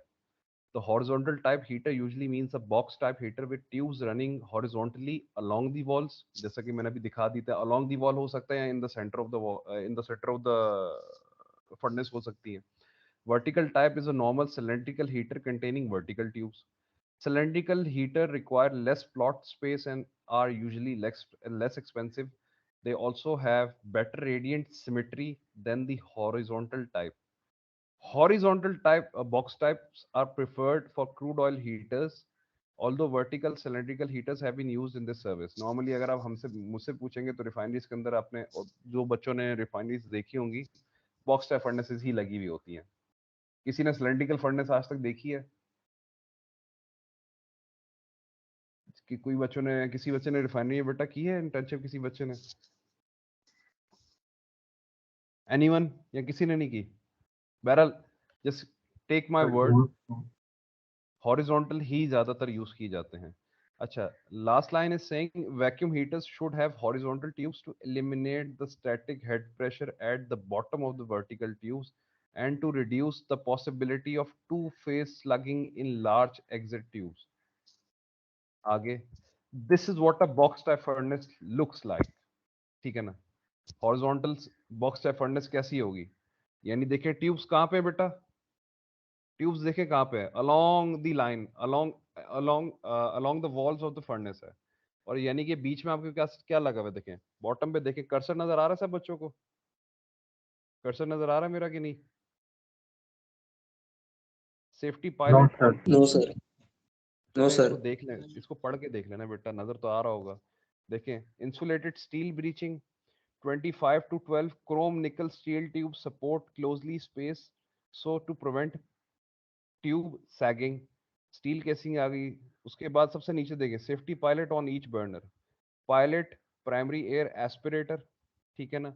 उसके साथ साथ all burner controls outside of casing primary as aspirator, ठीक है ना। देखें ऐसी बात है, फायर ट्रायंगल है ना बेटा, फायर ट्रायंगल के लिए आपके पास एयर फ्यूल मिक्सर होना चाहिए, एयर फ्यूल रेशो आपका सही तरीके से बनना चाहिए। अच्छा, जो आपके पास इंटीग्रेटेड रिफाइनरीज होती हैं, they basically are dual fire furnace. Dual fire furnace से मुराद ये होता है कि वो गैस फायरिंग भी करती हैं और ऑयल फायरिंग भी करती हैं। ऑयल फायरिंग में आपके पास नॉर्मली फ्यूल ऑयल यूज की जाती है, और गैस फायरिंग में नॉर्मली आप क्या यूज करते हैं, या तो सुई गैस होती है या आपकी आपकी अपनी रिफाइनरी गैसेज होती हैं, ठीक है ना। वो रिफाइनरी गैसेज जो कि आप क्या करते हैं, फ्लेयर कर देते हैं। जरूरी नहीं कि आपने हर चीज फ्लेयर कर देनी है। फ्लेयर आपके पास वो कॉन्सेप्ट आता है कि non condensable and unwanted gases in the system आप रखना नहीं चाहते, तभी आप उसको फ्लेयरिंग पे लेके चले जाते हैं। लेकिन बाज़ औक़ात आपके पास देखें, जैसे मैं आपको जिक्र कर रहा था, प्री फ्लैश के अंदर क्या होता है, प्री फ्लैश में आप टोटल नेप्था तो रिकवर करते ही करते हैं, आपके पास C3 C4 एंड लाइटर्स भी आते हैं। आप चाहें तो उस एलपीजी को भी सेपरेट आउट करते हैं। दैट एलपीजी और the refinery gases can be used for gas firing inside the furnace, ठीक है बेटा।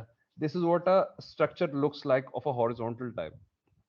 Coming towards the vertical type. अच्छा, वर्टिकल टाइप का देखिए क्या होता है, अलोंग दी वॉल्स आपके पास लगा हुआ है। इसकी अंडरस्टैंडिंग एक दफा देख लीजिएगा। अब कोड्स एंड स्टैंडर्ड्स का जिक्र करते हैं, ठीक है ना। ये जरूरी नहीं है, कहते हो तो बेटा स्किप करा देता हूं मैं, स्ट्रेट अवे में और प्रोसेसेस पे चला जाता हूँ, लेकिन मेरे नजदीक आपको फर्नेसेस का थोड़ा आइडिया होना चाहिए।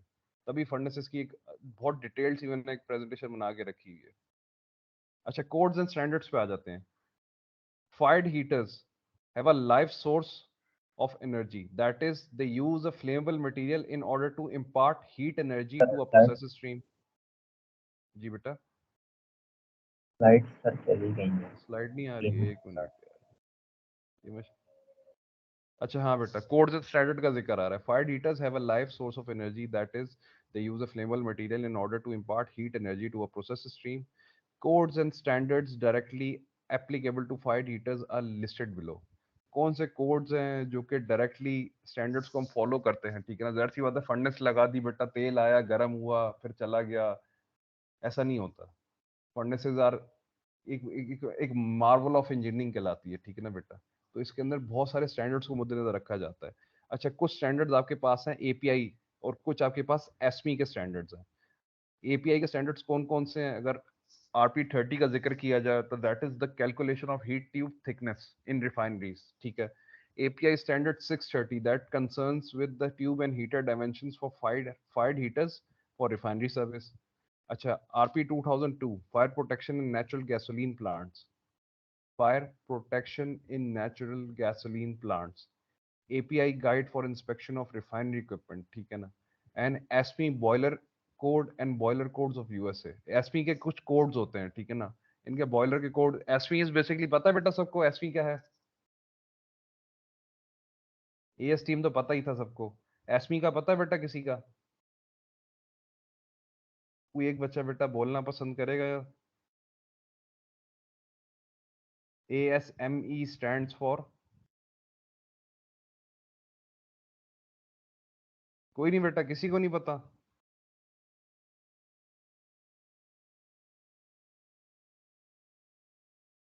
एनीवन बेटा क्या, American Society of Metallurgy Engineering. Mechanical engineers बेटा, mechanical Mechanical engineering. Engineers. Metallurgy नहीं, मेटलर्जी इन्वॉल्व नहीं है, मेटलर्जी इन्वॉल्व नहीं है। मेटलर्जिस्ट का भी काम नहीं रहा।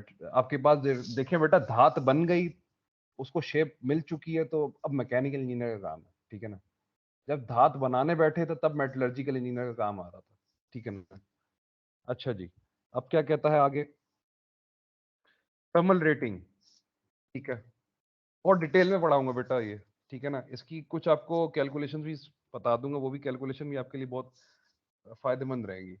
अच्छा, थर्मल रेटिंग से क्या मुराद है। Refinery process engineers are seldom if ever required to thermally rate a fired heater और indeed check the thermal rating. ऐसी बात है, if a certain like anyone from you guys इंशाल्लाह will be working in a refinery, तो refinery में automatically जब आप जाके प्लांट के ऑपरेशंस को देखेंगे तो आपको ऑटोमेटिकली ये भी समझ आ जाएगा यार, ये जो फर्नेस लगी हुई है इसको 15-20 साल हो चुके हैं, ठीक है ना।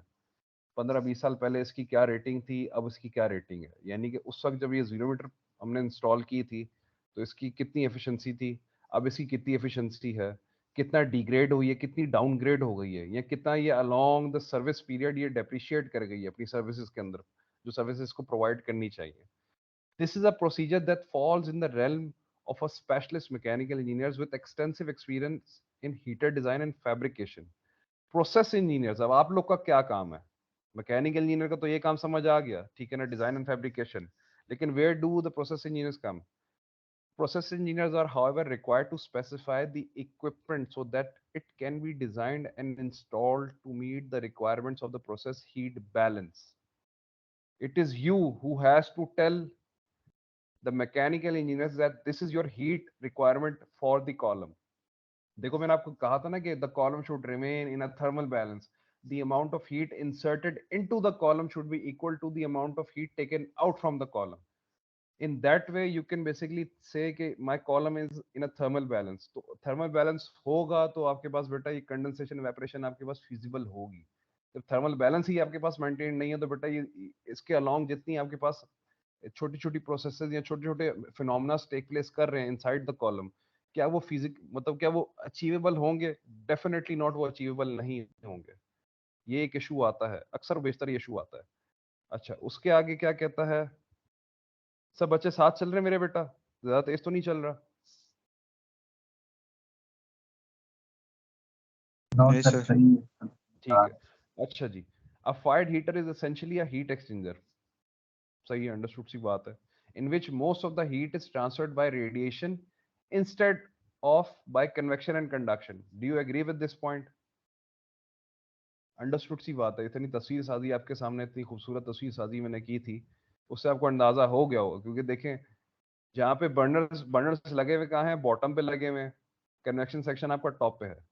बर्नर्स अपनी हीट डायरेक्टली जो जितनी आपके पास जो फ्लेम है वो क्या कर रहे हैं, फ्लेम की इम्पिजमेंट जो है वो बेसिकली ज्यादा से ज्यादा हीट ट्रांसफर कर रही है.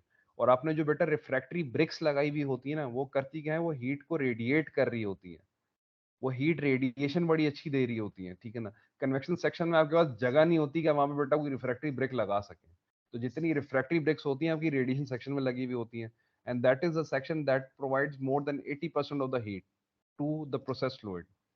Rating involves a heat balance between the heat releasing and the heat absorbing streams and a rate relationship. ठीक है, heat releasing, heat absorbing streams. अच्छा, heat flux. अब heat flux का जिक्र आ जाता है कि what is a heat flux? It is the rate of heat transmission through the tubes into the process fluid. Rate से मुराद है कि with respect to time का जिक्र आ रहा है कि rate of heat transmission कितनी efficiently हो रही है. फिर दूसरा चीज का जिक्र आ जाता है बेटा वॉल टेम्परेचर, फिल्म टेम्परेचर कितना है, ट्यूब मेटल टेम्परेचर कितना है. आप इस चीज से सहमत है बेटा? क्योंकि जब आप रेडिएशन सेक्शन को एक एज अ प्रोसेस इंजीनियर आप किसी प्लांट पे काम करते हैं, ठीक है ना, जैसा कि आप इस जगह ये आपने देखा बेटा, ये मैंने हॉरिजॉन्टल टाइप आपके साथ शेयर करी है, ठीक है ना. ये प्लेटफॉर्म है जिसपे आपने फर्नेस को रखा हुआ है. इसके जो साइड का है ना, जहाँ पे बेटा ये स्टील केसिंग आपको दिखा रहा है, राइट साइड पे पिक्चर के देखें, जो स्टील केसिंग नजर आ रही है ना बेटा, यहाँ पे आपके पास पीप होल्स होते हैं. पीप होल्स को हम उर्दू में क्या कहते हैं? छोटे छोटे आपके पास ओपनिंग दी हुई होती है, यानी कि आप उठा के सॉर्ट ऑफ वो कह लें कि पीप होल्स या खोपचे दिए हुए होते हैं. अब छोटे छोटे ना आपके पास एरियाज है जिससे आप अंदर इंटरनली देखते हैं. अब विजुअली क्या देखने की कोशिश करते हैं कि बर्नर की फायरिंग सही हो रही है. बर्नर के फ्लेम को देख के मैं ये अंदाजा लगा सकता हूँ कि कंबशन कंप्लीट है कि इनकम्प्लीट कंबशन है, ठीक है ना. दूसरा, फ्लेम से हट के मैं ट्यूब्स को देख लेता हूँ. मेरी ट्यूब्स अंदर जब मैं विजुअली देखता हूँ प्लांट पे खड़ा होके, तो मेरी ट्यूब्स रेड हॉट हुई हुई होती हैं. रेड हॉट ट्यूब्स हुई हुई होती है बिल्कुल, ठीक है ना. अब वो एक सर्टन टेम्परेचर, ऐसी बात है, जो ट्यूब्स यहाँ पे लगी हुई हैं वो CS की ट्यूब्स नहीं होती, वो स्पेशल अलॉयज की ट्यूब्स होती हैं, या वो SS की ट्यूब्स होती हैं. क्योंकि जितने यहाँ पे टेम्परेचर्स प्रोवाइड किए जा रहे थे वो एक्सट्रीमली हाई टेम्परेचर्स होते हैं, ठीक है बेटा. तो मैं जिक्र कर रहा था हीट फ्लक्स का, कि the maximum film temperature and the tube metal temperature are a function of heat flux and the inside film heat transfer coefficient. Heat flux varies, ये तब्दील होती रहती है circumference of the tube की तरफ. अगर देखा जाए, जाहिर सी बात है, ट्यूब आपके पास जो फ्लेम की टिप है वो directly in contact with tubes तो नहीं आ रही, लेकिन वो एक हिस्से पे ज्यादा गर्मी आ रही होगी निस्बतन उसके ऑपोजिट डायरेक्शन में थोड़ी कम हीट आ रही होगी। ये जिक्र उस लिहाज से कर रहा है कि वेरी करती है, जो हीट प्रोविजन आपको डायरेक्टली सामने से मिल रही है वो पीछे उतनी नहीं आ रही होगी। Being a maximum on the side facing the fire box, fire box से मुराद क्या है, जहां पे आपके फ्लेम्स या बर्नर्स जो लगे हुए हैं। The value depends upon the sum of the heat received directly from the firebox radiation and the heat re-radiated from the refractory. Refractory क्या करती है बेटा, हीट लॉसेस को नेग्लिजिबल बनाती है। और दूसरा क्या करती है, रिफ्रैक्टरी जाहिर सी बात है 2500-3000 सेंटीग्रेड बर्दाश्त कर सकती है, तो वो क्या करेगी, जितनी हीट वेव्स उस पे आएंगी वो हीट को क्या करेगी, रिपेल बैक करेगी किस तरफ, दोबारा ट्यूब्स की तरफ। तभी तो बेटा एक फिनोमेना आपके पास रेडिएशन का आ रहा है कि विदाउट एनी मीडियम आपकी हीट ट्रांसफर टेक प्लेस कर रहा है। Single fired process heaters are usually specified for a maximum average heat of 10,000 to 12,000 BTU per hour square foot. The maximum point heat flux is about 1.8 times greater. Double fired heaters are usually specified for about 13,500 into 18,000 BTU per hour square foot average heat flux, with the maximum point flux being about 1.2 times greater. Heater efficiency का जिक्र आ गया।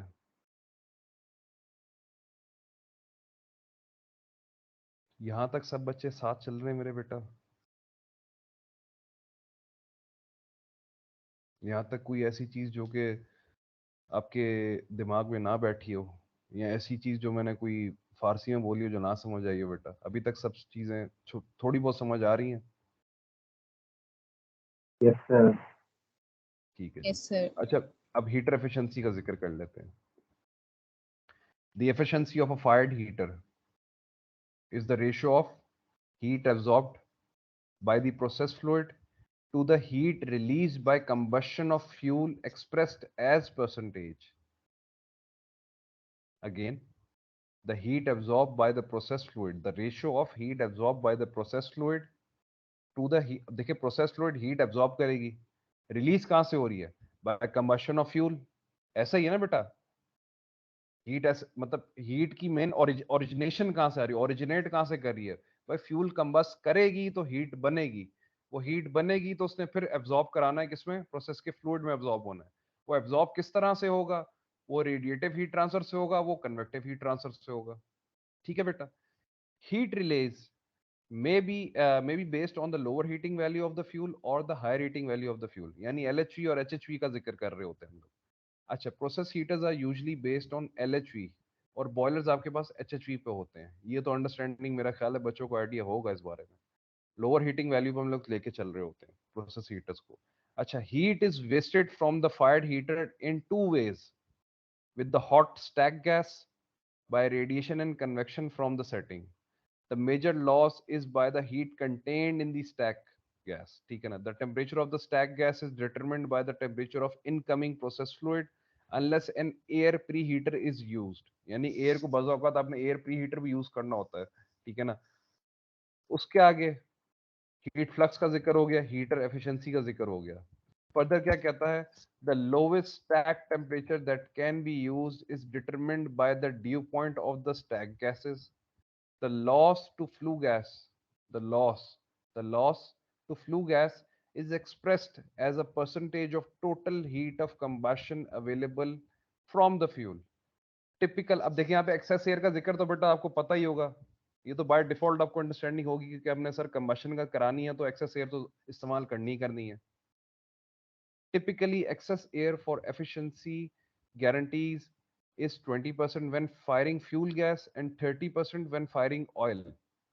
यानी आपको access air कितनी दरकार होती है, fuel gas के लिए कम से कम 20% ज्यादा चाहिए, अगर अगर आप जिक्र कर रहे हैं ऑयल फायरिंग का जिक्र कर रहे हैं तो आपको 30% मोर ज्यादा चाहिए। Heat losses from the setting called radiation loss is about 11/2 to 2% of the heat release, यानी कि टोटल हीट रिलीज का 2% मेरे पास रेडिएशन लॉस हो सकता है। The range of efficiencies is approximately as follows. Very high 90% अगर प्लस एफिशिएंसी चल रही है आपकी तो large boilers and process heaters with air pre heaters का जिक्र किया जा रहा है। हमारे पास हाई यूजुअल लो, नॉर्मली हमारे पास बेटा यूजुअल एफिशिएंसी आ रही होती है, हाई एफिशिएंसी हमारे पास इतनी नहीं आती फर्नेस में, नॉर्मली लो भी आ रही होती है और यूजुअल, इस दो में हम चल रहे होते हैं। हाई और वेरी हाई का तो जिक्र ही छोड़ दें बेटा, पाकिस्तानी मार्केट में हाई और वेरी हाई तो अचीवेबल है ही नहीं। वजह ये होती है कि बेटा हमारे पास नॉर्मली, मैं वही बात बताऊंगा आपको कि हमारे पास सारे डिसमेंटल्ड यूनिट्स लगे हुए हैं। हमारा हमने जो खुद अपने पैसों से अगर खरीदा या किसी के पैसों के साथ मिला के हमने मतलब कमेटी डाल के जब हमने प्लांट लगाया था, वो पाक अरब रिफाइनरी लगी थी हमारे पास, ठीक है ना। जाहिर सी बात है, एक पाकिस्तान ने कमेटी डाली, ऊपर से अरबियों ने कमेटी डाली थी। Basically I am talking about joint venture, वो जेवी था, ठीक है ना। उसके अलावा हमारे पाकिस्तान में और कोई जेवी नहीं लगा अभी तक। जो जेवी लगना था एक और, जिसका आपने नाम सुना होगा, पाकिस्तान खलीफा कोस्टल रिफाइनरी का नाम सुना है किसी बच्चे ने, या पाकिस्तान कोस्टल रिफाइनरी का नाम, ट्रांस एशिया का नाम सुना है किसी बच्चे ने, ग्रेस रिफाइनरी का नाम सुना है किसी ने बेटा, एनीवन बेटा, किसी ने नाम नहीं सुना आज तक इन तीन जितने मैंने आपका नाम लिया?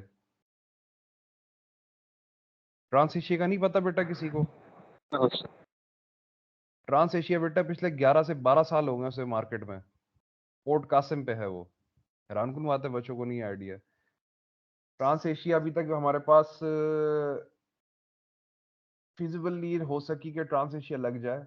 Pakistan coastal refinery is again a joint venture that is between Pakistan and Saudiya, not Pakistan and Abu Dhabi. पाक अरब रिफाइनरी से मुराद है कि पाकिस्तान और यूएई का जॉइंट वेंचर है, ठीक है ना बेटा। अभी हम जिक्र कर रहे हैं पाक सऊदी जॉइंट वेंचर का। तो वो अगर आपके पास लग जाता, फिजिबिलिटी होती, तो it was for a capacity of 250,000 barrels पर स्ट्रीम डे, यानी कि 2.5 लाख बैरल कैपेसिटी का प्लांट आपने लगाना था, जिसपे हम ढोल पीट रहे थे। आपके नेबर्स के पास बेटा 11.5 या 11 या 11.5 लाख बैरल का मतलब हाँ 11.5 लाख या 12 लाख बैरल, 12 लाख तकरीबन 1.2 मिलियन बैरल्स पर स्ट्रीम डे रिलायंस वालों की रिफाइनरी लगी हुई है इंडिया में, ठीक है ना। ओवरऑल हमारे पास अभी तक 1 लाख या 1,20,000 तक हम पहुंच चुके हैं, जैसे कि हमने बाइको का नाम सुना होगा।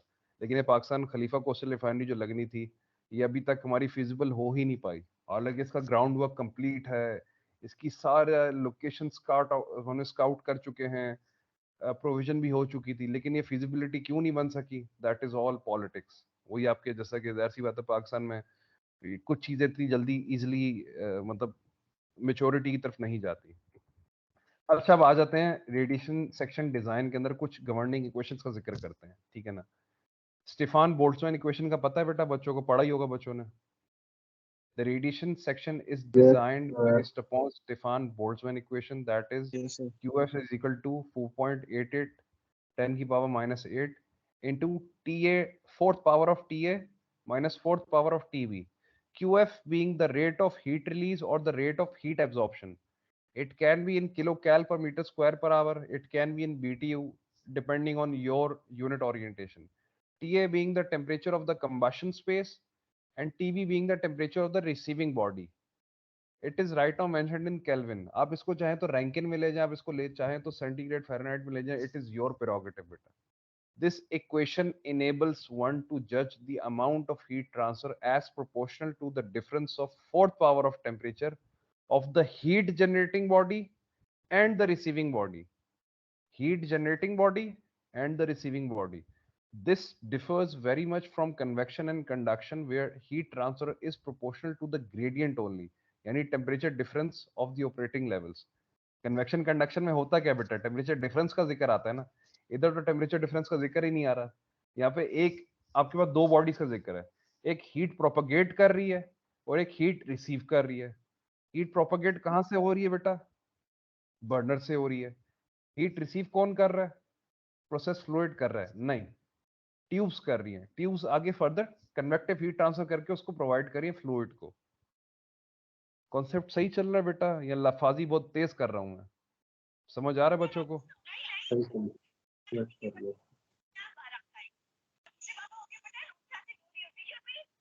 बेटा ये किसका माइक चल रहा है?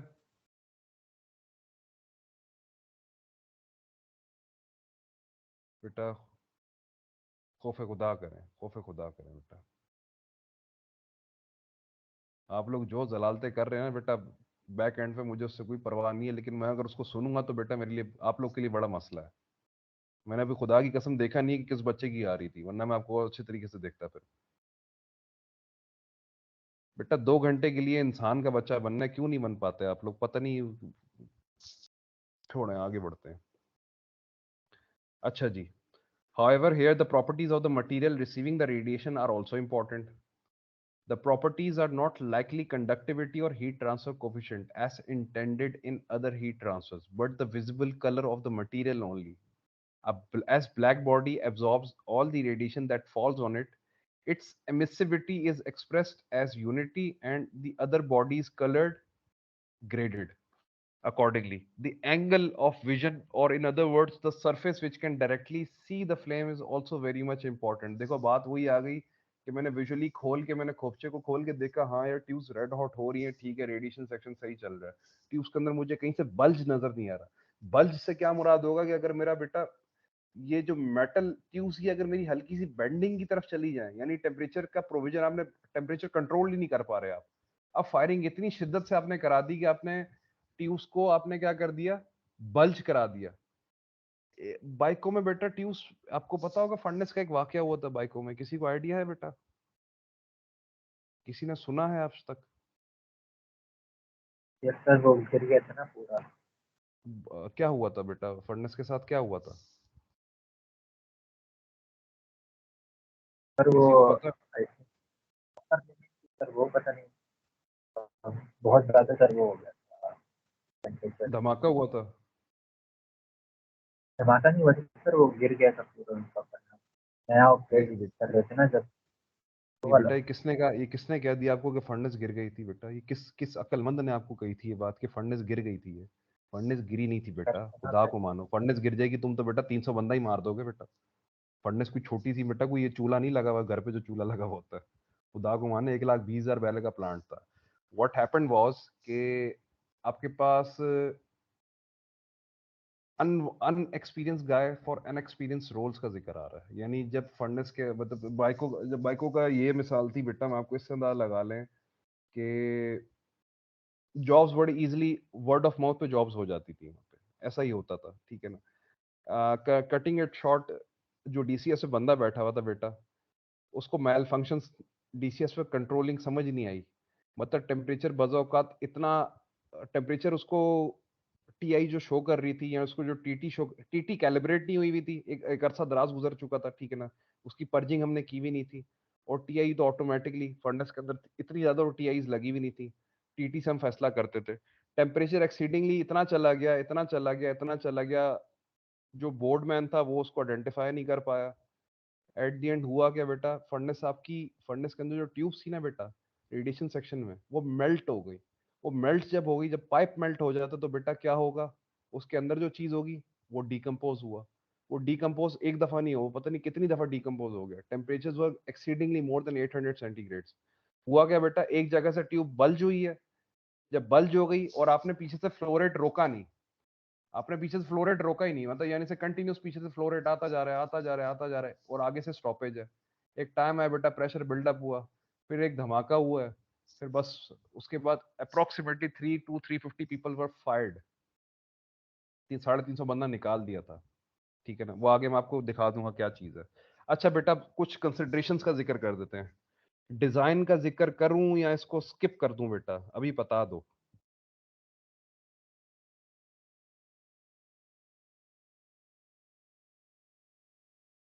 अगेन, डिजाइन्स की बेटा आपके साथ जिक्र करूं या इसको स्किप करके दोबारा दूसरा टॉपिक स्टार्ट कर दें, या आप खुद पढ़ लेंगे? नीचे का बता दें। थोड़ा सा अच्छा देखें, now considerations for designing of radiation section. Radiant section का जिक्र आ रहा है, जाहिर सी बात है पहले रेडिएंट डिजाइन करोगे बेटा, पहले कन्वेक्शन पे नहीं जाओगे आप, ठीक है ना। Different heat transfer rates are necessary for different types of operations, ठीक है ना बेटा। Heating rates are specified either on the basis of projected area. अब ये डिपेंड करता है बेटा कि आपके आपके प्लांट की कैपेसिटी कितनी है, ठीक है ना। जितनी प्लांट की कैपेसिटी होगी उसके हिसाब से आपने प्रोजेक्शन देनी है कि यार कितना मुझे ट्यूब्स का एरिया बढ़ा के रखना है कि इतना मेरा फ्लूइड का फ्लो अकोमोडेट हो जाए इजीली इनसाइड द फर्नेस, क्योंकि मैंने कंटिन्यूस ऑपरेशन चलाना है तो कंटिन्यूस हीटिंग चल रही है and the plant is basically run for 365 days a year. ऐसे ही चलता है ना बेटा प्लांट, ऐसा तो नहीं होता कि बैच में चल रहा है। तो उस लिहाज से मैंने आइडेंटिफाई कराना होता है। Care should be exercised not to exceed the heat density either on the surface of the tube or in the furnace। अब heat duties for various operations का कुछ जिक्र किया था। टॉपिंग ऑपरेशंस यानी कि सिंपल एक क्रूड डिस्टिलेशन यूनिट है, उसके बाद सीधा run down topping plant. Vacuum distillation, उसके लिए कितना kilo joules per hour square metre required है, यानी कि टॉपिंग ऑपरेशंस के लिए आपको अप्रोक्सीमेटली 25 to 50 किलो जूल्स 10 की पावर 4 इंटू 10 की power 4 that is approximately kilo joule है। तो यानी कि ये कितनी होगी बेटा किलो जूल, यानी कि 10 की पावर 7 यानी 25 into 50 into 10 to the power 7 इतनी रिक्वायर्ड है। अलॉन्ग विद दैट आपको velocity in metre per second inside the tube जिक्र आ रहा है, ठीक है ना, इससे ज्यादा आप नहीं करा सकते। टॉपिंग ऑपरेशन है तो बेटा velocity should be this much not more than that. If you are talking about the vacuum distillation unit, similar आपको वेलोसिटी गिवन हो गई। Mild cracking, severe cracking and cooking, treatment operations and cracking of gases for olefins, olefin production का भी जिक्र आ गया, ठीक है ना। तो उस लिहाज से प्रोजेक्टेड एरिया कितना रिक्वायर्ड है अलॉन्ग विथ कितनी हीट प्रोविजन का जिक्र आ रहा है, ठीक है ना। उसके आगे एयर फ्यूल रेशो का जिक्र आ रहा है। देखिए पहली चीज क्या आ गई, हीट ड्यूटी आपने प्रोजेक्ट करनी है कि यार कितनी हीट ड्यूटी रिक्वायर्ड है और कितना स्क्वायर मीटर पर आपने फर्नेस लगानी है, यानी फर्नेस की कैपेसिटी आप कितना चाह रहे हैं, ठीक है। दूसरा air fuel ratio, fuel in radiant section does another duty above the normal heating duty. वो क्या करती है, it assist the radiant heat transfer owing to the presence of tri or multimolecular gases। The ratio of water vapor to carbon dioxide usually depends upon the air fuel ratio। Excess of air fuel ratio no doubt decreases the attainable maximum temperature। दोबारा बात कर रहा हूँ, कुछ time पहले 20 to 30% का जिक्र आया था, ठीक है ना। Typical excess air for efficiency guarantees 20% when firing fuel gas and 30% when firing oil. इसको जहन में रखते हुए हम क्या कहते हैं, ये थर्ड लाइन को आप पढ़ें, excess of air fuel ratio no doubt decreases the attainable maximum temperature। लेकिन ये क्या इंक्रीज करता है, partial pressure of carbon dioxide and the water vapor hence increasing the heat transfer, ठीक है। consequently a fuel rich in hydrogen gives better radiant heat transfer due to the formation of water vapor after combustion।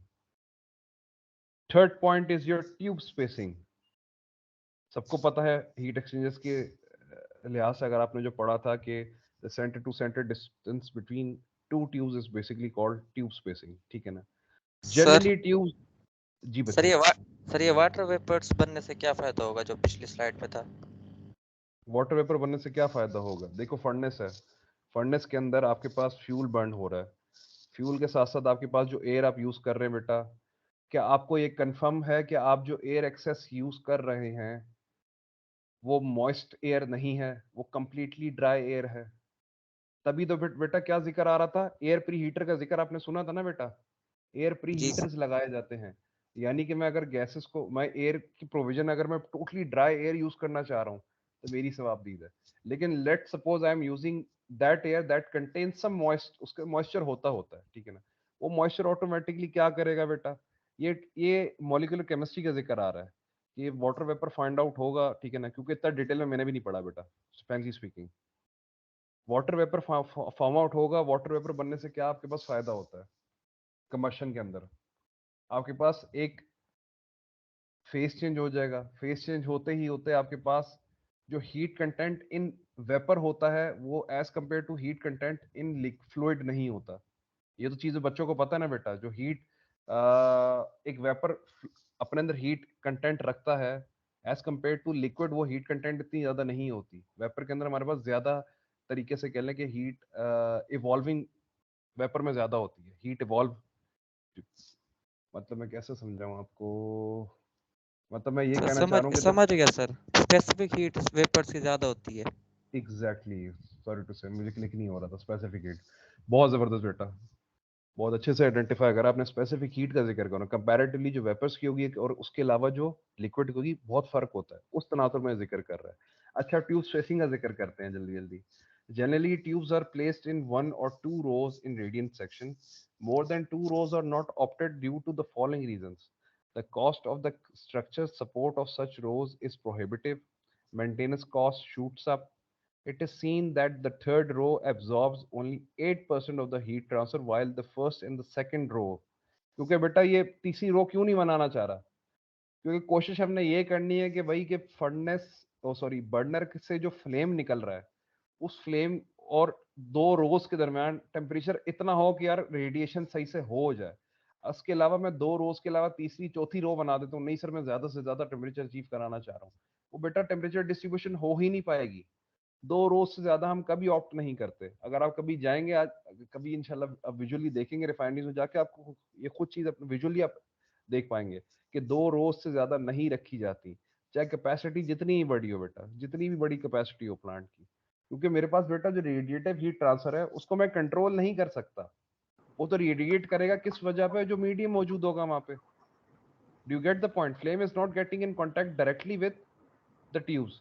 तो मैंने क्या करना है, मैंने ज्यादा फासले पे ट्यूब्स नहीं रखनी। सर बात तो वही होगी ना कि जहाँ पे अगर बर्नर, इतने बड़े बड़े बर्नर्स जल रहे हैं तो हीट जो प्रोड्यूस हो रही है वो डेफिनेटली सबको ऑक्यूपाई करेगी। वो कंबशन गैसेस पूरे रेडिएशन सेक्शन में ऑक्यूपाई कर रही होंगी। नहीं बेटा, पीछे से हम क्या करते हैं, हमने कुछ ओपनिंग दी हुई होती है। वो ओपनिंग क्या करते हैं, हमने जाहिर सी बात है हमने सारा ये वेपर्स को उठा के कन्वेक्शन सेक्शन में लेके जाना है ना बेटा। बाय डिफॉल्ट वो अपनी खुद तो नहीं जाएंगे बेटा। किसी का माइक खुला हुआ है, किसी बच्चे का माइक खुला हुआ है बेटा, माइक क्लोज कर दें।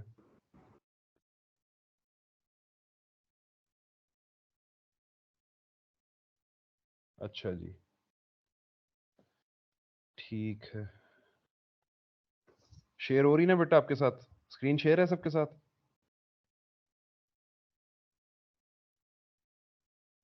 Yes sir. ठीक है बेटा, यहाँ तक समझ आ रहा है?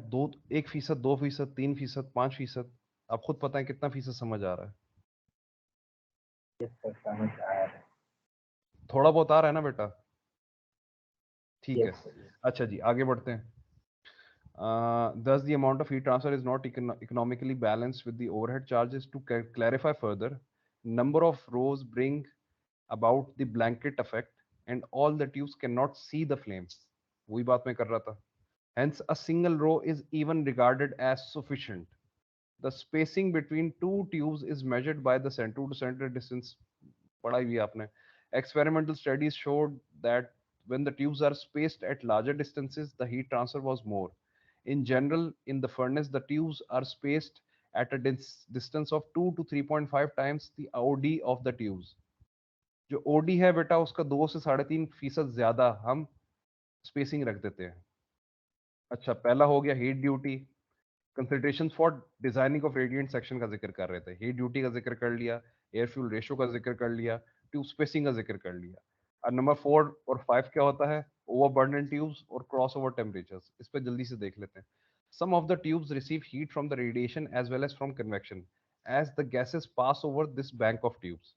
This way the tubes receive more heat than they can bear or is required. देखो, कुछ रिक्वायरमेंट होती है ट्यूब्स की और कुछ उसकी बेरेबल कैपेसिटी होती है। उस बेरेबल कैपेसिटी से ज्यादा हीट प्रोवाइड की जा रही है तो डेफिनेटली आपके पास कुछ और फिनोमेना टेक प्लेस करते हैं। सच overheating exacerbates coke formation, and for this reasons the tubes are utilized for superheating purposes. आपने बेटा ये जो कोक फॉर्मेशन का जिक्र आया था, आपने वैक्यूम डिस्टिलेशन में क्या पढ़ा था? कोक फॉर्मेशन को रिमूव करने का क्या तरीका हमने देखा था? कोई एक बच्चा जल्दी से बताएगा मुझे। पिछली क्लास में हमने वैक्यूम डिस्टिलेशन पढ़ी है बेटा। सर वहां पे भी ज्यादा हम लोग हीट देते हैं ताकि जल जाए, स्टीम देते हैं कहाँ देते हैं बेटा? सर। वो ट्रेस में मे बी। किधर देते हैं? Come again. ट्रेस चीज, ट्रेस के पास सर, ट्रेस के पास स्टीम नहीं देते बेटा वैक्यूम कॉलम डिस्टिलेशन में। ट्रेस के फर्नेस पास। नहीं नहीं नहीं नहीं नहीं, वो तो बेटा सुपर हीट स्टीम तो प्रोवाइड करते ही करते हो। मैं कोक फॉर्मेशन की तनाजुर में बात कर रहा हूँ। मेरे जहन में क्या होता था बेटा, वैक्यूम, जो वैक्यूम की कंडीशन है या वैक्यूम प्रेशर्स जो बने हुए हैं, जो लो एक्सट्रीम लो प्रेशर्स हैं, वो तो कॉलम के अंदर है ना बेटा। फर्नेस में तो प्रेशर्स नहीं है। लेकिन फर्नेस में मैंने एक सर्टेन टेम्परेचर तक हीट करना है एटमॉस्फेरिक रेजिड्यू को, जो कि ऑलरेडी एक अच्छे टेम्परेचर पे मौजूद है, ऑलरेडी अपना एक उसने टेम्परेचर रखा हुआ है। तो वैक्यूम डिस्टिलेशन कॉलम की जो वैक्यूम डिस्टिलेशन यूनिट का जो फर्नेस है, उसके अंदर मेरे पास चांसेस होते हैं कि इसमें Coke formation inside the tubes हो सकती है। तो मैं क्या करता था कि मैं स्टीमिंग करा देता था, यानी super heated steam along the क्या करता था, मैं ट्यूब्स भी इंसर्ट कर देता था, ताकि अगर कोई कोक फॉर्म करती है, फॉर्मेशन हो रही है, वो सीधा कॉलम के अंदर आके गिर जाए। मसला नहीं है, कॉलम के अंदर गंदगी बर्दाश्त है, फर्नेस के अंदर गंदगी बर्दाश्त कतन नहीं है, क्योंकि फर्नेस में जहां भी बेटा स्टॉपेज आ गया फ्लो का, मिनिमम से मिनिमम भी स्पॉट आपके पास स्टॉपेज आ जाता है ना, that is detrimental to your operation. That is what I am talking about. ये वही चीज कह रहा है कि such overheating exacerbates coke formation and for this reason the tubes are utilized for superheating purposes। ठीक है, now coming towards the fifth point, that is the crossover temperature। the net amount of heat transfer in the radiant section is dependent upon the available temperature of the gases। modern furnaces extract 60 to 70% of the net heat available in the radiant section alone। So the temperature of the gases leaving the radiant section has to be calculated from the heat balance। ठीक है जी। उसके बाद combustion volume. Design पढ़ना है ना बेटा, या सिर्फ 2-3 बच्चों को पढ़ा रहा हूँ? डिजाइन पढ़ना है सब बच्चों को ना। अगर कोई बच्चा कहता है कि सर नहीं बिला ज्यादा पढ़ रहे, तो मैं इसको स्किप करा देता हूँ बेटा, मैं दोबारा पूछना चाह रहा हूँ, ठीक है ना, बर्डन नहीं देना चाह रहा मैं आप लोगों पे। चले जी आगे बढ़ते हैं। नहीं सर, कंबशन वॉल्यूम, ठीक है जी, कंबशन वॉल्यूम का अब जिक्र देख लेते हैं। Radiant section volume depends upon the fuel air ratio. देखते हैं। However, it is customary to express in terms of heat release। For moderate heating rates, furnace volume of 1 cubic meter is required for 28 kilocals kcals। ठीक है ना, kilo calories का जिक्र आ रहा है, यानी कि for moderate heating rates furnace का volume of 1 cubic meter is required for 28,000 kilocals heat released per hour। For severe operations, heat density may exceed this rate up to 2 times। For a satisfactory design, the following schedule of heat distribution may be employed। अगर convection heat transfer का जिक्र कर रहे हैं, तो combustion volume कितना required होना चाहिए? 30 to 35%। रेडिएंट हीट ट्रांसफर के लिए 45 to 60। Losses 5%। Stack losses 10 to 12% रखते हैं हम लोग नॉर्मली। अब देखें बेटा, अब जितना मैंने आपके सामने तस्वीर साजी कर रहा था ना बेटा, अब उसको अब समझें आप। ट्यूबें कहाँ लगी हुई है बेटा? दीवार के साथ लगी हुई है। तो बर्नर कहाँ पे है? नीचे लगा हुआ है बर्नर। अगर ट्यूब्स मेरी बिल्कुल नीचे सेंटर पे लगी हुई है, जहाँ पे बेटा 11.3 के साथ एक आपके पास एक ब्रिज वॉल नजर आ रही है, ठीक है ना, ये ब्रिज वॉल क्या क्रिएट कर रही है बेटा? बर्नर्स इतना एक्सट्रीम, इतना हाई वेलोसिटी फ्लेम्स आपके पास आ रहे होते हैं, वो ऑटोमेटिकली क्या करते हैं, वो ट्विस्ट होना शुरू हो जाते हैं। वो ट्विस्ट होके कहाँ पे जा रहे हैं? ये जो 2 मीटर का बेटा गैप आ रहा है, आप देख रहे हैं 2 मीटर का गैप आपको तस्वीर में नजर आ रहा होगा, ठीक है ना, और ऊपर आप स्टैक देख रहे हैं, क्रूड इन क्रूड आउट, क्रूड इन क्रूड आउट, कन्वेक्शन सेक्शन है। ये गैसेस क्या कर रही है बेटा? सारी एक्यूमुलेट करके कहाँ जा रही है? स्टैक की तरफ जा रही है। स्टैक यानी कि वो लंबा सा मेरे पास जो नाली बनी होती है डैम्पर तक की, जो जिसके ऊपर डैम्पर रखा होता है, that is called the stack. Chimney देखिए बेटा, चिमनी, घरों में चिमनी लगी हुई होती है। चिमनी देखिए बेटा, चिमनी पता है किसे कहते हैं? Yes sir। चिमनी सिर्फ उस टोटल sir। स्ट्रक्चर के टॉप साइड को कहते हैं, ठीक है ना। जो टोटल स्ट्रक्चर आपका घर से निकल रहा होता है ना बेटा, जब आप अंग्रेजी फिल्मों में देखते हैं, आपने अक्सर कार्टून में देखा हुआ होगा, जो चिमनी के ऊपर से गैसेस निकल रही हैं, वो नीचे आपने लकड़ी जला के क्या कर रहे हैं आप लोग बेसिकली?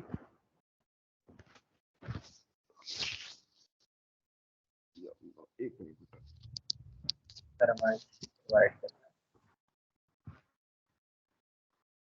अच्छा जी, या अल्लाह। अच्छा बेटा, शेप्स कुछ आ गई, बॉक्स टाइप आ गई, सेपरेट कन्वेक्शन टाइप आ गई, डाउन कन्वेक्शन टाइप आ गई, कैलॉग टाइप आ गई बेटा, यूओपीफाइड फर्नेस यानी कि यूनिवर्सल ऑयल प्रोडक्ट्स का बनाया हुआ डिजाइन, रेडिएंट टाइप फर्नेस कौन सी है, ठीक है, vertical cylindrical heater, horizontal tube cabin heater. ठीक है बेटा, इसको थोड़ा सा देख ली, बल्कि मैं आप लोग के साथ शेयर कर दूंगा ना कंस्ट्रक्शन वो देख लीजिए कि कंस्ट्रक्शन कैसे है, किस तरह है, क्या नहीं है, ठीक है ना। यहाँ डिस्कस कर लूँ आप लोग के साथ, यहाँ खुद पढ़ लेंगे बेटा ये चीज़ें कर लेंगे बेटा। शेप्स ऑफ डिफरेंट फर्नेसेस, यानी कि शेप्स किस तरीके से, ओरिएंटेशन कैसे कैसे रखी जा सकती है। ये सेपरेट कन्वेक्शन टाइप देख लें, आपकी कन्वेक्शन अलग है, आपने दिखाया हुआ है क्रूड इन स्टैक, रेडियंट सेक्शन कहाँ पे है। अब देखिए बर्नर सेंटर में लगे हुए हैं, ट्यूब साइड पे, समझ रहे हैं आप। फ्लेम डायरेक्टली इन कांटेक्ट नहीं आ रहा। अगर देखो बिल्कुल बॉटम पे अगर मेरे पास ये बर्नर्स लगे हुए हैं तो मेरा फ्लेम बिल्कुल स्ट्रेट आ रहा होगा, बिल्कुल स्ट्रेट आ रहा होगा। लेकिन अगर मैंने साइड पे लगा दी, जहाँ पे मैंने ब्रिज वॉल का आपने लिखा नजर आ रहा है, अगर बर्नर्स यहाँ पे लगा होगा तो बेटा फ्लेम कभी स्ट्रेट आएगा नहीं। फ्लेम स्ट्रेट तो आएगा लेकिन आगे जाके वो थोड़ा सा बेंड होकर ऊपर की तरफ जाएगा, जिस शेप में आपके पास एरो जा रहा है। ये क्यों होगा? क्योंकि मैंने नीचे से बेटा क्या करा है, कुछ मैंने पीप होल्स ओपन करे होंगे। जाहिर सी बात है, एक सर्टेन हाइट पे मैंने अगर फर्नेस को प्लेस करा हुआ है तो मैं नीचे से बेटा ड्राफ्ट भी तो बनाना चाहूंगा ना, कि नीचे से कुछ एक फ्लो भी तो ऊपर की तरफ जाए। सिर्फ यहीं पे गोलाठी अपने फ्लेम की कम्बशन गैसेस को देते रहना है, आपने जितनी कम्बशन गैसेस प्रोड्यूस हो रही है आपने उसको कुछ बेटा वे आउट भी तो देना है ना। वो वे आउट कहाँ पे जाएगा? कुछ आपने नीचे से आपने एक एनर्जी, एक सर्टेन आपने फोर्स प्रोवाइड की हुई है, वो उसे हम ड्राफ्ट कह लेते हैं, ठीक है। आगे डाउन कन्वेक्शन टाइप है, कैलॉग है। इससे आगे एक और चीज देख लेते हैं, terms used with fired heaters, ठीक है ना, in connection with fired heaters, यानी कौन से टर्म्स का जिक्र किया जाता है जब भी आप फर्नेस का जिक्र देखेंगे। हेडर्स एंड रिटर्न बैंड्स, ये तो मैकेनिकल साइड है, इसको खुद पढ़ लेना बेटा। Major parts of the heater, burners हो गए। The purpose of the burner is to mix fuel and the air to ensure complete combustion. There are about 12 basic burner designs. These are direction, vertical up fired, vertical down fired, horizontal fired, capacity high, low, fuel type, gas, oil combination. वही जिक्र आ जाता है बेटा, depending on the refiner's own needs.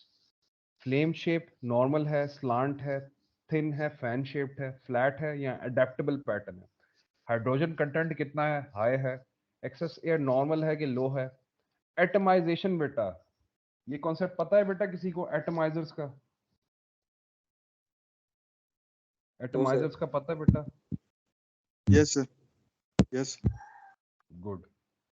अच्छा, this is what a pipe still heater. अब ये आपके पास क्या नजर आ रहा है बेटा? ये क्या देख रहे हो आप? ये क्या है? ये चूल्हा है क्या? ये बर्नर्स है आपके पास, बर्नर है देख ना लें। सर इसको। एग्जैक्टली अब बर्नर्स की देख लें बेटा, ओरिएंटेशन देख लें आप, कितने स्लांट लगे हुए हैं एक दूसरे के साथ। अब ये होगा normal, what I understand from this picture and definitely what I think you should be understanding from this picture, कि ये सेंटर पे लगे हुए हैं। साइड पे आपका क्या है? साइड पे ट्यूब्स होंगी डेफिनेटली। जितनी तरीके से अनइवनली डिस्ट्रीब्यूशन ऑफ फ्लेम है, और ये हाई प्रेशर फ्लेम होगा, ऐसा ही है ना बेटा? लो प्रेशर फ्लेम तो नहीं होगा ना? हाई प्रेशर फ्लेम होगा तो डेफिनेटली ट्यूब्स आपकी साइड पे लगी हुई होंगी। एक अंडरस्टैंडिंग जो अभी तक हमने पढ़ी है रेडिएटिव हीट ट्रांसफर के लिहाज से। This is what some furnaces look like: draft regulator, stack control, reset button, transformer, motor, combustion chamber, burner assembly. The radiant section is designed on based on Stefan's law of radiation, हमने अभी पढ़ लिया, ठीक है ना। क्या क्या requirement थी वो भी हमने देख लिया। बी की वैल्यू क्या है हमारे पास at black body conditions. A the area of radiating surfaces. अब जिक्र आ रहा है बेटा आर का, ठीक है ना। R is the percentage of heat absorbed. अच्छा, design of a furnace section is based on Hotel Wilson method and radiant heat absorption. ये आप DQ कर्न की किताब खोल के देखेंगे, वहां पे ये आपको इक्वेशंस नजर आ जाएंगी। DQ कर्न की किताब पता है बेटा कौन सी है? DQ कर्न पढ़ी है बेटा आप लोगों ने? No, sir. डोनाल्ड क्यू कर्न की किताब नहीं पढ़ी बेटा? हीट ट्रांसफर बेटा क्या अखबार से पढ़ते थे आप लोग? जो सब्जेक्ट आपने पढ़ा था उसी सर किताब नहीं पढ़िए। थी बेटा कोई? हाँ तो फिर मतलब माशाल्लाह बिस्ती प्रूफ बच्चे हमारे 8वें सेमेस्टर के। इनको जलील करो तब इनको समझ आता है, इनको पहले समझ नहीं आता। माशाल्लाह माशाल्लाह। बेटा खौफे खुदा करें, कहाँ कहाँ पे खड़े हो बेटा आप? पता नहीं किस दलदल में खड़े हो, आप लोग को ये आइडेंटिफाई नहीं हो पा रहा। ये हीट ट्रांसफर है बेटा, टोटल हीट ट्रांसफर है। ये टोटल डीक्यू करंट की इक्वेशन होगी। ए, अच्छा G, the air fuel ratio on weight basis, alpha being the factor to convert actual exposed surface to cold. अच्छा ये R की इक्वेशन का जिक्र करा जा रहा है कि what is R basically, ठीक है ना, the percentage heat absorbed in the radiant section. If Q in kilojoules per hour second, 14,200 area in meter square. Q in BTU hour per second, 4,200 area in feet square. Q in kilocalorie per hour, 6,930. बेटा ये सारी इतनी मगजमारी आप लोग के लिए कर ली कि आप लोग दोबारा बुक को खोल के ना देखें, लेकिन कम से कम ये आइडेंटिफाई तो करो ना कि बेटा किस किताब से लिया जा सकता है normally. ACP is the area of wall having tubes in front of it and alpha ECP ACP ठीक है ना is equivalent cold plane surface fit square पे आ रहा है जो जिक्र, ठीक है ना। ऊपर आपके पास नेट हीट ट्रांसफर्ड आ गई Q2 minus Q1 BA times T2 fourth power minus T1 का फोर्थ पावर। उसके आगे बेटा ACP किसको डिनोट करती है equation, that is ln times c divided by 12. L is the length, c is the center to center spacing, जैसे कि heat tube spacing आप पढ़ते थे हीट एक्सचेंजर्स के अंदर, and n is the number of tubes per row, कितनी tubes एक रो में है। हमने जिक्र करा है 2 रोज का, तो कम वेश उतनी ही रोज होंगी। दूसरा A किस चीज को डिनोट करता है, L capital L small n capital N D divided by 12। D is the tube diameter, A is the projected area जो कि आपने जहन में रखा हुआ होगा as a designer, and N is the number of rows, can be 1 can be 2 और can be 3, ठीक है।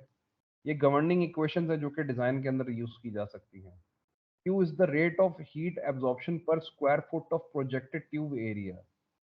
For a most commercial case, D by C should be 0.5 and N is equal to 2, यानी कि number of N क्या है बेटा, number of रोज, 2 ही रखें normally commercial cases के अगर तनाजुर में बात की जाए।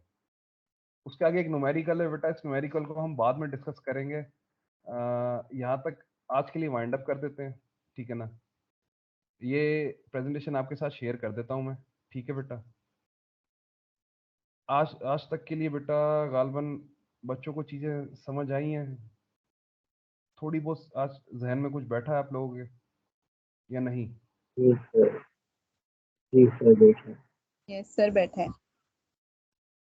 गुड है बेटा। At the end of the day बेटा लेक्चर के एंड में ये देखो कि आपके जहन में क्या चीज़ आ रही है, ठीक है ना।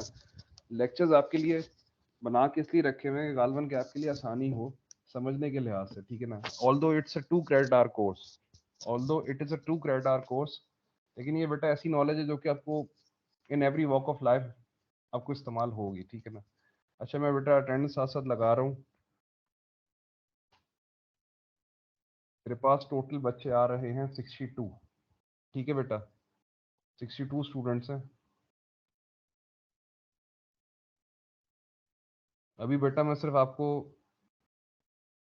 ये कहता हूँ कि बच्चे टाइम पे आ जाएगा ना, लेकिन बच्चे तभी टाइम पे नहीं आते। अच्छा माशाल्लाह डे भी आना शुरू हो गया, दिस इज मंडे, ठीक है, दिस इज पीरियड नंबर 1। अच्छा जी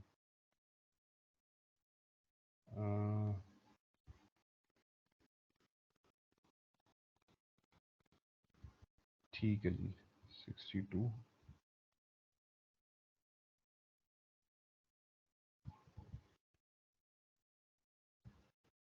ठीक है बेटा, सब बच्चे मेरे साथ हैं, कोई बच्चा अभी ऑफलाइन ना जाए बेटा। अच्छा जी रोल नंबर 1, ठीक है, रोल नंबर 1 हो गया, रोल नंबर 2, रोल नंबर 5, ठीक है, रोल नंबर 6 7 8 9, रोल नंबर 6 7 8 9, ठीक है, रोल नंबर 12, ठीक है, roll number 14 16 17, roll number 14 16 and 17, ठीक है, 23, रोल नंबर 23 25 26, रोल नंबर 23 25 26 27 28, ठीक है, 30, ठीक है जी, 31 32 33 30 30 31 32 33, ठीक है,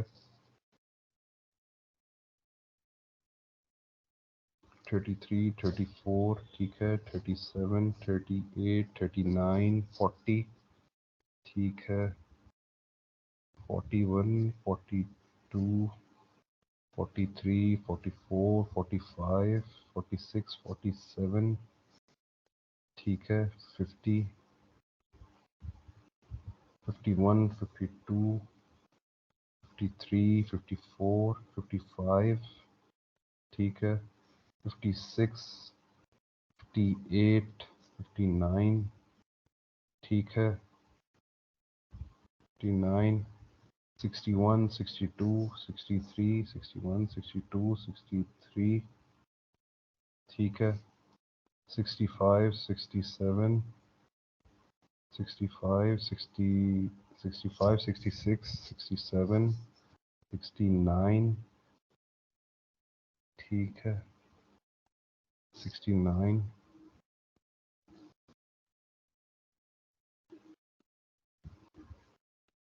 70 71 72 71 72 74 75 78 79 ठीक है 79 80 सॉरी 79 82 ठीक है 82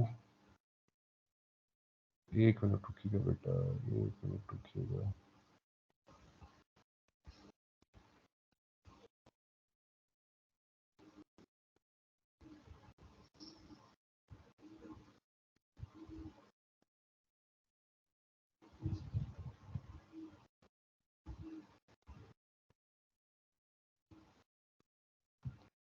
ठीक है अच्छा जी 19 अच्छा जी ठीक हो गया एक मिनट बेटा साथ रहिएगा 80 के बाद आपके पास हाँ 82 83 80 82 83 85 86 87 26 टर्म बैक 53 टर्म बैक ठीक है बेटा ऑल गुड सब बच्चों की हो गई है मेरा ख्याल है अटेंडेंस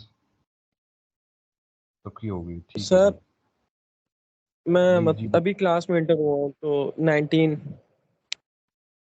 19 एक सेकंड बेटा एक मिनट निशान बेटा कहाँ मरे हुए थे बेटा आप? सर आंख नहीं खोली अभी अभी उठाऊँ